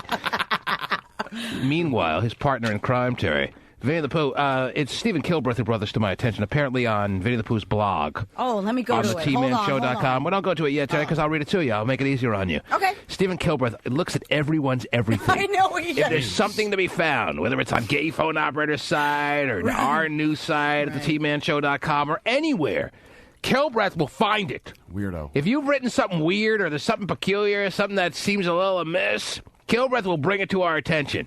That's why I print out mine for you every day. And he found something on Vinny's blog that seems a little bit odd. I'm going to go to the phones. For those who are waiting, actually, I have gas cards to give away, Terry. I got a lot I got to do. So I don't want to get sidetracked. Actually, let me go a couple phone calls. I've been waiting a while, and then I'm going to get back to what's on Vinny's blog. Because Vinny's not even in the studio right now. Like, he can't even address it right now because he's not even in the studio. Laundry list of things to do. Yeah, I got a lot to do, and we're in the final hour here. So let me get to as many people as I can. 1-866-663-T-Man. And you know I've had those gas cards, Terry. Right. That I, instead of, I try to figure out a way we can give away, and we may still do this, a $1,000 gas card. Oh, yeah. In the meantime, I'm taking one of the $1,000 gas cards I have, and I'm breaking it up in pieces and giving people some access to some free gas. Definitely needed. Little by little. We just have hot shots sit on the gas tank. Shantae, it sounds like he always is. In some sense. Shantae in Bellevue has been waiting a while. Yes, Shantae, what can I do for you this morning, love? Hello? Yes. Good morning to you. Good morning. There's this guy, Sean, that's really getting on my last nerve. Okay, well, your name is Shantae, so of course a guy named Sean should be getting on your last nerve just because of the name friction that you have with one another. Sean, Shantae, yes. Yeah. We made a little pact or whatever that we were going to get married by 2008 or something. All right, so the opposite of as I expected, Terry. I thought they could never make a go of it, a Sean and a Shantae, and yet they've come to agreements with one another. All right, and the agreement was you were going to get married at what point in your lives? Well, I'm 24 and I have a 13-month-old daughter. And I'll get married sometime soon. Okay, so you want to get married sometime soon? Yeah. Mm-hmm. And you made an agreement. This guy is supposed to marry you at a certain point in yours and his life, and now he's not holding up his end of the bargain? Not at all. Uh-huh. And you don't think the kid in the equation may have changed the dynamic of this promise you made with him? The what? The child that you're floating around in your world. I know. Floating around the little 13-month-old, you know? I'm assuming it's not his child, right? No. It's not his child. Well, when you made the promise, I get the sense that the promise that you made with him, the pact that you made with him, was made pre-child. Fair or not fair?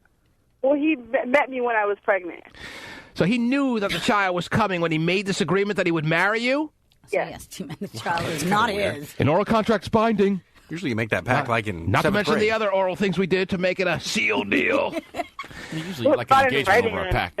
So you're telling me that this guy who knew you were impregnated by another man's seed was willing to make some kind of agreement that he would marry you, and now the time has come where you're all ready for him to follow through with his word, and he is not so interested in doing what he said he was going to do. Is that right? Yeah, pretty much. And you're seeing Sean as what, a bastard because he's not following through with his promise? Yeah. Well, don't you think he has a right to change his mind? Would you believe that this kind of agreement is binding? Is that what you're suggesting? You're wondering about any legal action you may be able to take, that he promised he'd marry you and now he's backing out? What do you want from us? What do you want from him? Well, if he doesn't want to, we can at least still be friends, but he needs to tell me that. Like, don't just... Well, how can he be friends with you? He knows what you want. He knows you want to be... you want to be married to him. He knows not to take your calls because he knows exactly why you're calling. So he can't be friends with you. You brought this on yourself. You're forcing this whole marriage conversation and making him, like, try to stay true to his word when no one should be expected to stay true to that word. So he can't even take your calls anymore. He probably would love to stay friends with you, but he knows the friendship's over now because you're being overbearing. I can almost feel the pressure that he must be feeling on him. I can feel it right now just on me. For him, Terry. You're wondering why he's not so open and friendly with you anymore? I guess, yeah. Maybe he was a little drunk when he said that he would marry you. Maybe he was a little bit down and depressed and for whatever reason said something that he may not have actually meant, and you're actually holding him to it more than you really should be. Do you think maybe you should lighten up on that expectation you have of him, or no? Yeah, I should lighten up a little bit. Okay, so you want to call him and tell him, and I'll be the buffer to make him feel more comfortable that you and him can continue your friendship, and you promise not to bombard him with the day that he regrets where he promised that he would marry you? Do you want to talk to him? If, in fact, by the way, if that's a true statement, that he regrets that he said he would marry you, would that bother you to such a degree that you don't want to be friends with him anymore, or you're willing to accept that and still be friends and pretend nothing ever happened on the day he promised he'd marry you? I would accept that. You would accept it, as long as he would come out and say it. Yeah. Do you believe that to be true, Terry? Or do you think this friendship will never be the same? Never be the same. Can you unring this bell or no? I don't think so, because she's so committed to keeping him to his word. I think it's going to be a done deal. Whenever they have a moment where they may be fighting a little bit, she'll bring up, well, you never even kept your word about marrying me, and look at me now, I'm a disaster. Right. Well, I'm not so sure. I think Shantae sounds like a sensible woman, and she's realizing now that that promise he made should not be considered a binding pact. And she misses his friendship, and she's willing to forget that he said that, and she's willing to start their friendship over again. Okay. Does that sound like something you're able to do, Shantae, or no? Because if not, I'm not even going to bother this man and call him. Yeah, I can do that. You sure? Yeah, I'm an adult. I can do that. All right, hang on the line. Let's get this poor schlub's phone number and see if we can get them to start talking again, Terry. Okay. Can imagine what this guy is dealing with from Shantae. Right. No, you said you'd marry me. You have to marry me. Well, and that's why I think it's just not... first guy to say something to get laid, my friend. I think that's why it's not going to, work out to even being friends. I would have never let you have sex with me all pregnant if you didn't say you'd marry me. Real tough customer. Sure, you think she still want him? Are they going to ever be able to be friends is the question. Am I just wasting everyone's time here because they'll never be able to be really able to be friends, or what? It'll be a weird situation. It's just going to be. I don't think she will. It's just going to be. It's going to be a cloud hanging over their heads for the rest of their lives. Yes, because she's always going to want more. Shantae. Yeah. It seems to be the agreement of everyone that I work with that I'd be wasting your time, not to mention everyone else's time, by calling Sean and trying to patch up your friendship, because you'll never be able to be friends with him again because you have too much of a bit of a cloud hanging over your guys' existence. Is that something you recognize or no? Yeah, a little bit. But you still want me to call him? Please. Because I bet you anything, she thinks that if you kind of put him on the spot, he'll come around sooner or later and marry her. Yes. Yep. All she has to do is get him down to Vegas. Get his name tattooed on your boob, and he's all yours. How is your child, Shantae? He's good. And how are you doing as a mom? I'm doing excellent. You are. And the baby's dad, is he anywhere on the horizon, in the picture, in the world that you know of, or what? No. What? I know it's a far-fetched question, but I'm wondering about the baby's dad. Do you know about his whereabouts? Are you interested in this guy on any level anymore, or what? No, not at all. Not at all. I know where he is. You care less where he is. You don't need to know about him. You should do the right thing and get money from him. Yeah, you should. Where are you? Do you get money from the baby's dad, or no? Unfortunately, he's incarcerated. He's So incarcerated. that would be a no. That's a good way out of it. Yeah. No kidding. Life Take me away. The real life sentence is having to be out and raise the kid. Whoa! So you think, has it been the case that Sean hasn't taken your calls when you dial him up, or what? Oh, no, he answers my phone calls. He just doesn't seem to be very open as far as the way it used to be. It's not the way it was. No, not at all. What'd you expect? You've Well, done this he's working brave. hard. All right, hang on. I'm going to talk to Sean and see what he's thinking here. This poor guy Thinking I call. gotta get out now. Oh, that woman's crazy, team. Hang up now. Yeah. All right, let's see if Sean answers. Where am I calling? A cell phone, a business, or what? The next subscriber you are trying to reach is located. Mm-hmm. Let's get Nextel. All right. He's in a cave. Hmm. We cannot locate him. Nextel has their people on it. Hello? Hey, is this Sean? Yes. How you doing? This is T-Man. We're on the air. What? This is T-Man. I do a little nickel and dime radio show here, and I have Shantae on the line, and we're on the air live. Is that okay with you? We just want to discuss something Shantae is talking about with us.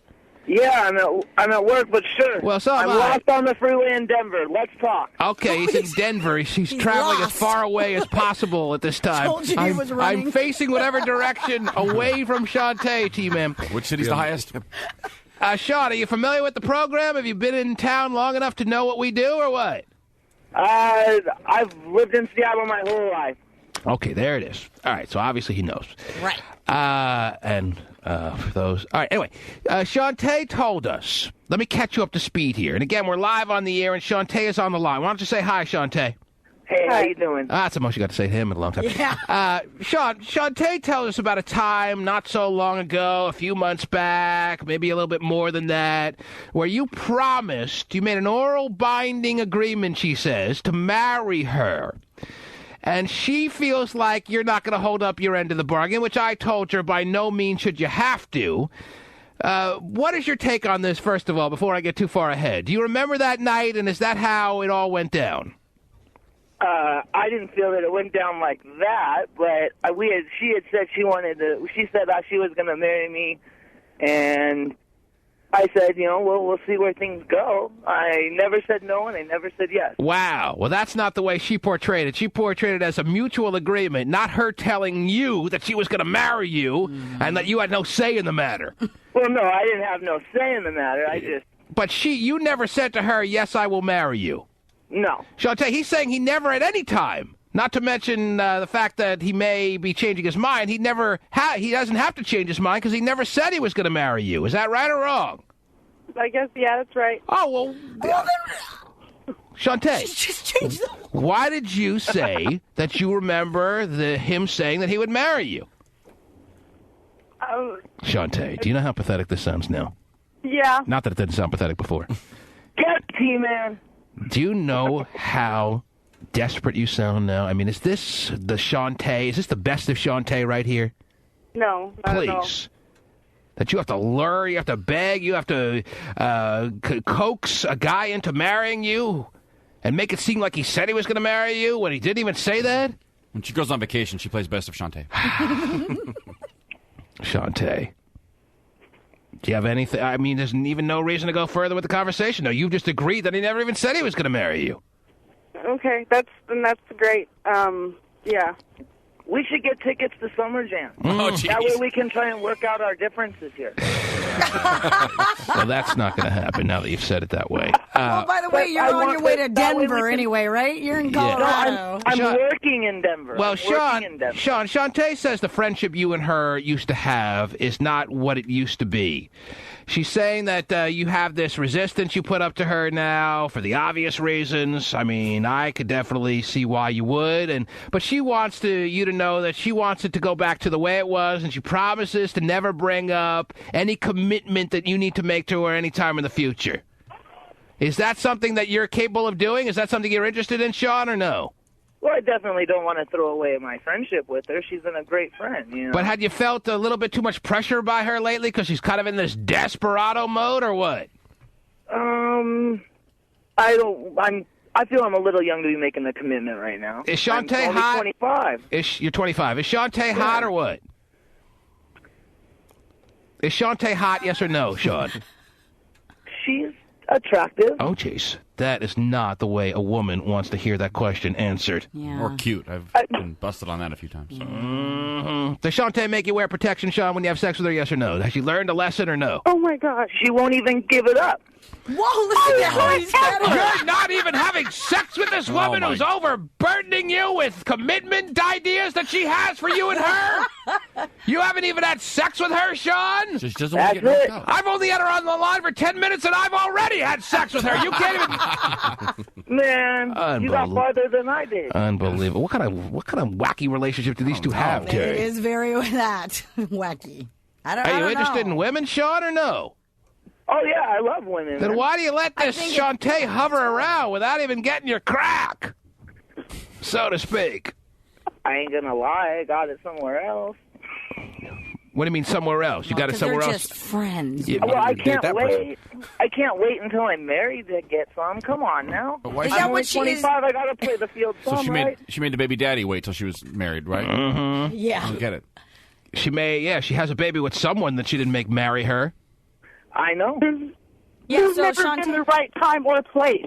Oh, she's upset. He was never in the right time and place. Well, tell him when the right time and place is so he can show up there. 3:30. I have my own apartment now. He can come over anytime. Oh. Wow. Well, no, wait Did you a hear that, minute. Sean? Did you hear that, Sean? She's saying she has her own apartment now, and she's making it very clear that if you were to stop over at pretty much any time that you would be getting sex on a platter. Is that something you're interested in or no? Of course. Who wouldn't? How Now, far away are you? time out. Now, Shantae, you're really sounding even more desperate than ever. That's not good. Come on. Because you got the sense that Shantae was making him suffer for the other guy's consequences, that she's learned her lesson, that she's never Right. going to be tricked like that Right. again. And but then- now now that's she's not like, the case. yeah. Now she's ready to doll it up with, As long as, I mean, if, with a little garnish on the Yeah. side. I'll teach you nice. If that's all, if it sounds like to me, if that she's saying to him, hey, hard to find on if the dial. all you need to do is get some from me to marry me, then I'll do it. I mean, it just sounds too No, desperate. no. Shantae doesn't know what's going on in her world right now because she's in an absolute bad streak. She's on a bad streak, and what do women do when they're on a bad streak? They find a way to make it worse! Oh, I was going to guess eat ice cream. Mhm. But, you They know, do that long before they make it worse, Terry. Right before they make it worse, they eat tons of ice cream. and And then they go, make it worse, and then eat more ice cream. God, I love ice cream. All right, so Sean is making it very clear to you, Shantae, that there's no need for any kind of awkwardness. That Right. he agrees that he would like to have the friendship back to the way it was, just like you would. And you and him are going to have real hot body-slapping sex at some point in the next few weeks when he gets back from Denver after he makes big bucks. And that's why Shantae's really into a guy like Sean, because Sean has got his act together. He's on business trips. She's the kind of guy, he's the kind of guy that she wants to be hanging around. Well, but the thing that's and I agree with you on that to some extent, but the other thing on Sean's side is that he's not in it for the commitment thing. And Shantae should be aware of that. And Shantae's yes. going to be fooled by the same trick. Yes. That she thinks that, hey, okay, now if I give it up to him, he's going to commit to me, but that's not the case. Oh, jeez. Well, maybe you're overstepping, Terry. Maybe you don't really understand the dynamic between Sean and Shantae. Maybe just deep said inside they're in love with one another. Do you have any feelings of any romantic on any romantic level for Shantae, Sean? Yes or no? If not, tell her right now the absolute truth of the situation. Do you feel any kind of magic as it pertains for Shantae? Yes or no? And you're not doing her a favor by lying to her. No, you're So not. is it yes or no? Do you feel any kind of romantic feelings for Shantae? I feel that there could be something there. That's Like a I lie. said, there's That's a things lie, that need yes. to be worked You're out. misleading her. Like what? What needs to be worked out?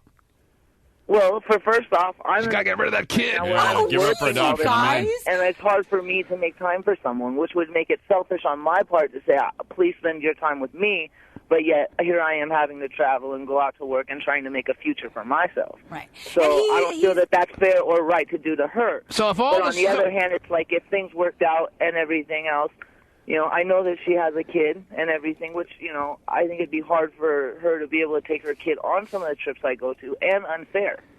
But you're So, saying you know- there is a possibility for you and Shantae, if all the stars lined up perfectly, that you and Shantae could be a happy couple. Is that what you're saying, Sean? I'm not even saying the stars need to line up perfect. See, he won't commit to anything. Point. You're saying, well, no, he's saying that if the stars don't even line up perfectly, but if they line up to some degree, that he could see himself with Shantae on a serious boyfriend, girlfriend, maybe in the future husband and wife level. Is that what you're saying, Sean, or are we misunderstanding? No, that sounds right. Wow. And he hasn't even had sex with her. Maybe that'll put him over the edge. Well, that's part of those stars lining up. Wait till he gets a taste of that. Right. So that's basically, let's see how it works out. Let's see how it plays Exactly. out. Yeah. You know, I think we need to wait till he gets a little pudding. Yeah. There you go. Yeah. Right, Shantae? Yeah, whatever. Well, Shantae, you sound like you're thrown for a loop here. I don't hear anything out of you. What is your reaction to this? It's actually what I wanted. So It's what you wanted to hear. yeah. Wow. If he's just trying to get laid, he's done it perfectly right now. He has. But he already had it.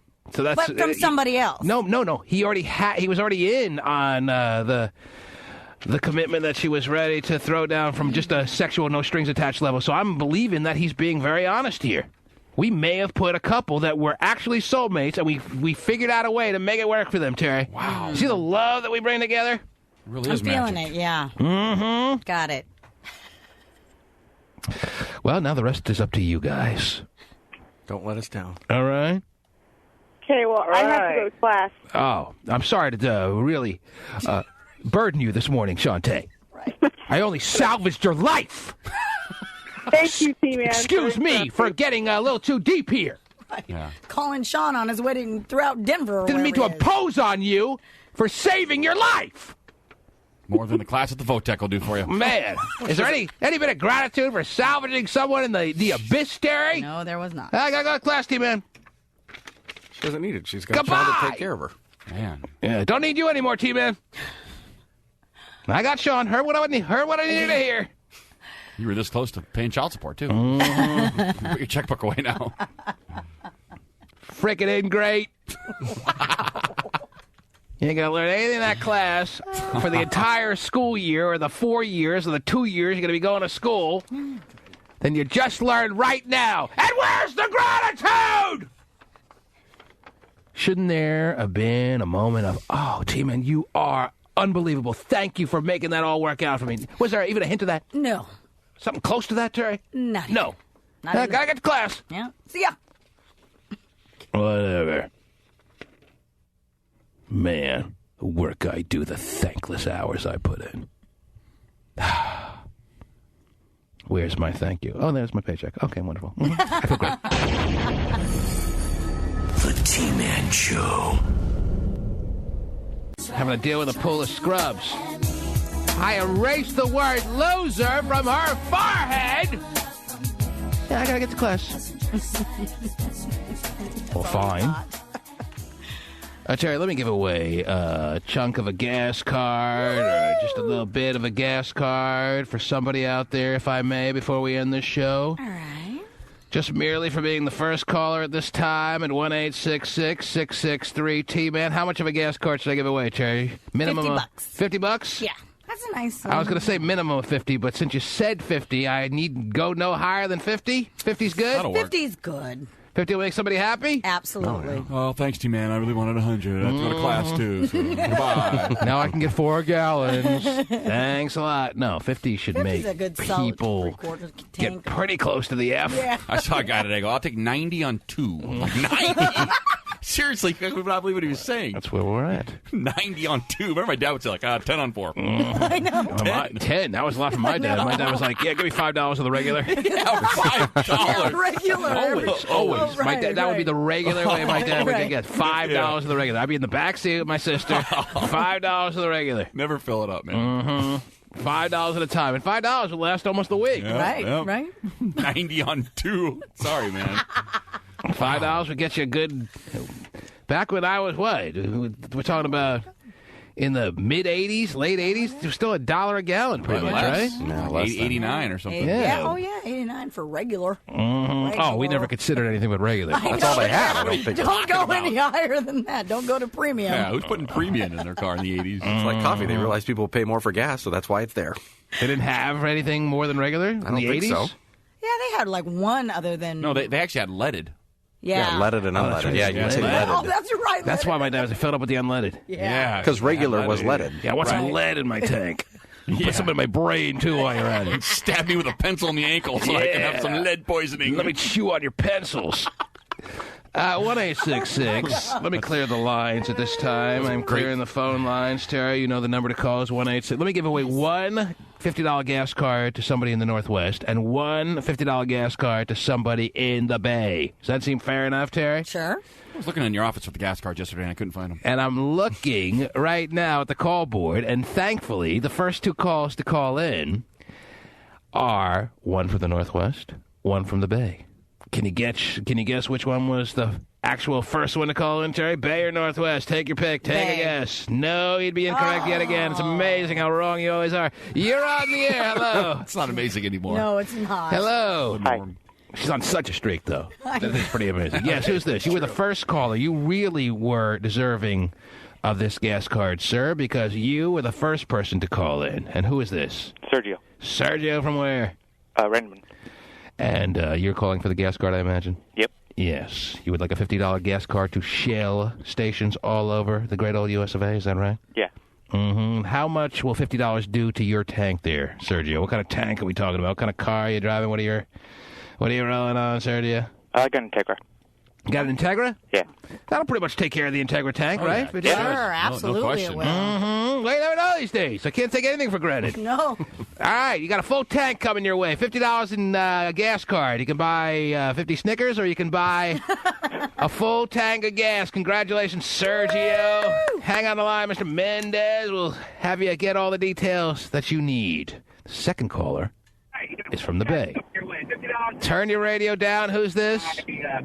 Oh, man, it's Jessica. Jessica from where? Oh, San Bruno. San Bruno. Yes. And Jessica, why are you calling the program at this time? To win a gas card that I need very bad. Very badly. $50 is going to help her out somewhat, Terry, and she is entitled to it because she's the first caller with her fast fingers who dialed in from the Bay. Yes. Jessica, how were you so quick on the draw there? Lucky, or are you just faster than all your competitors that were dialing on in? What do you think it was?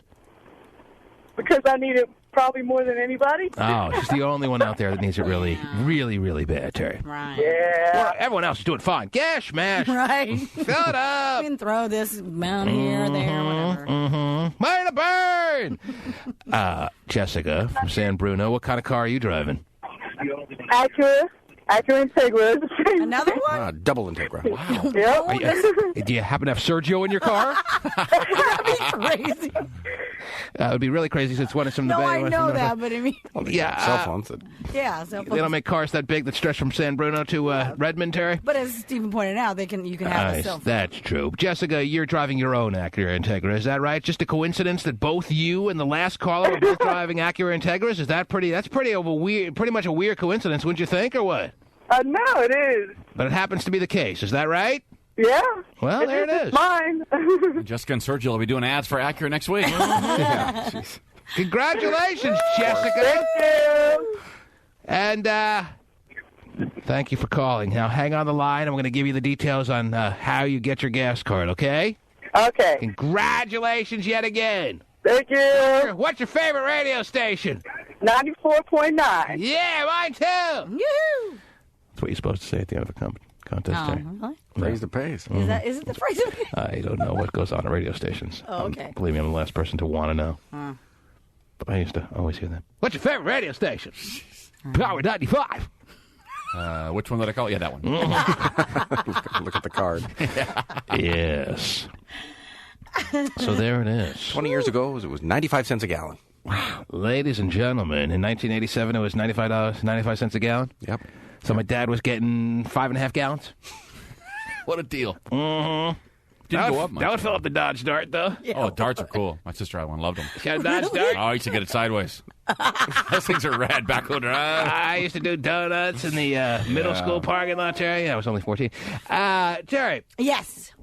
The Dodge Dart, my dad got every mile out of that car. Really? little Pinto. My dad took that sucker to 200 grand. Yeah. Really? Can't do that with an American car. No. He found a way. Yeah.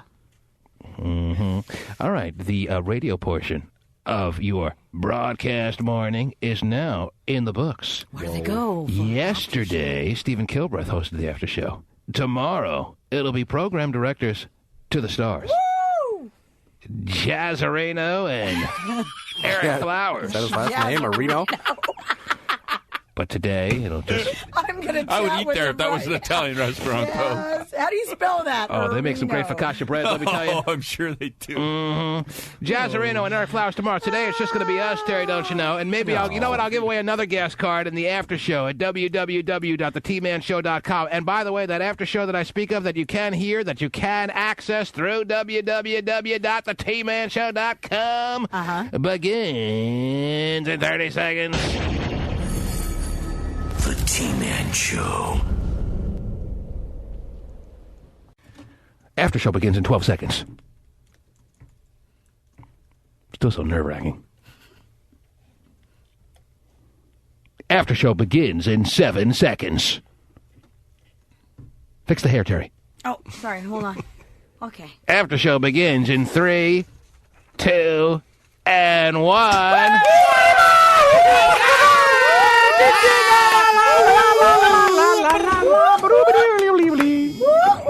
We'd love to have Mix-a-Lot on the after show. Some of us aren't so lucky. Yeah, I got his number if you need it. We don't have the in like you do. We know you do, Stephen. Stephen needs his 10-minute salvage by the great Mix-a-Lot to get through an after show.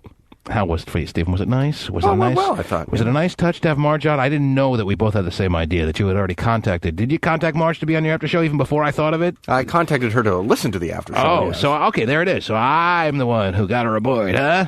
Yeah. Anyway, Terry, do you have any after show stories that are standing out to you that you could share with the after show audience that have punched in www.thetmanshow.com and are listening live right now? Find you one or two. Really one. All No, right. I'm just kidding. One is really all I need, Terry. all It's only a 10-minute after show. What do you have there, baby? I got a story here What do you about have, a baby? 24-year-old woman who was arrested after she allegedly packed her ex's possessions into his van, drove to the harbor, and left off the handbrake, and the van went into the water. So it's not just good enough to burn the person's possessions who you had a bad breakup with anymore.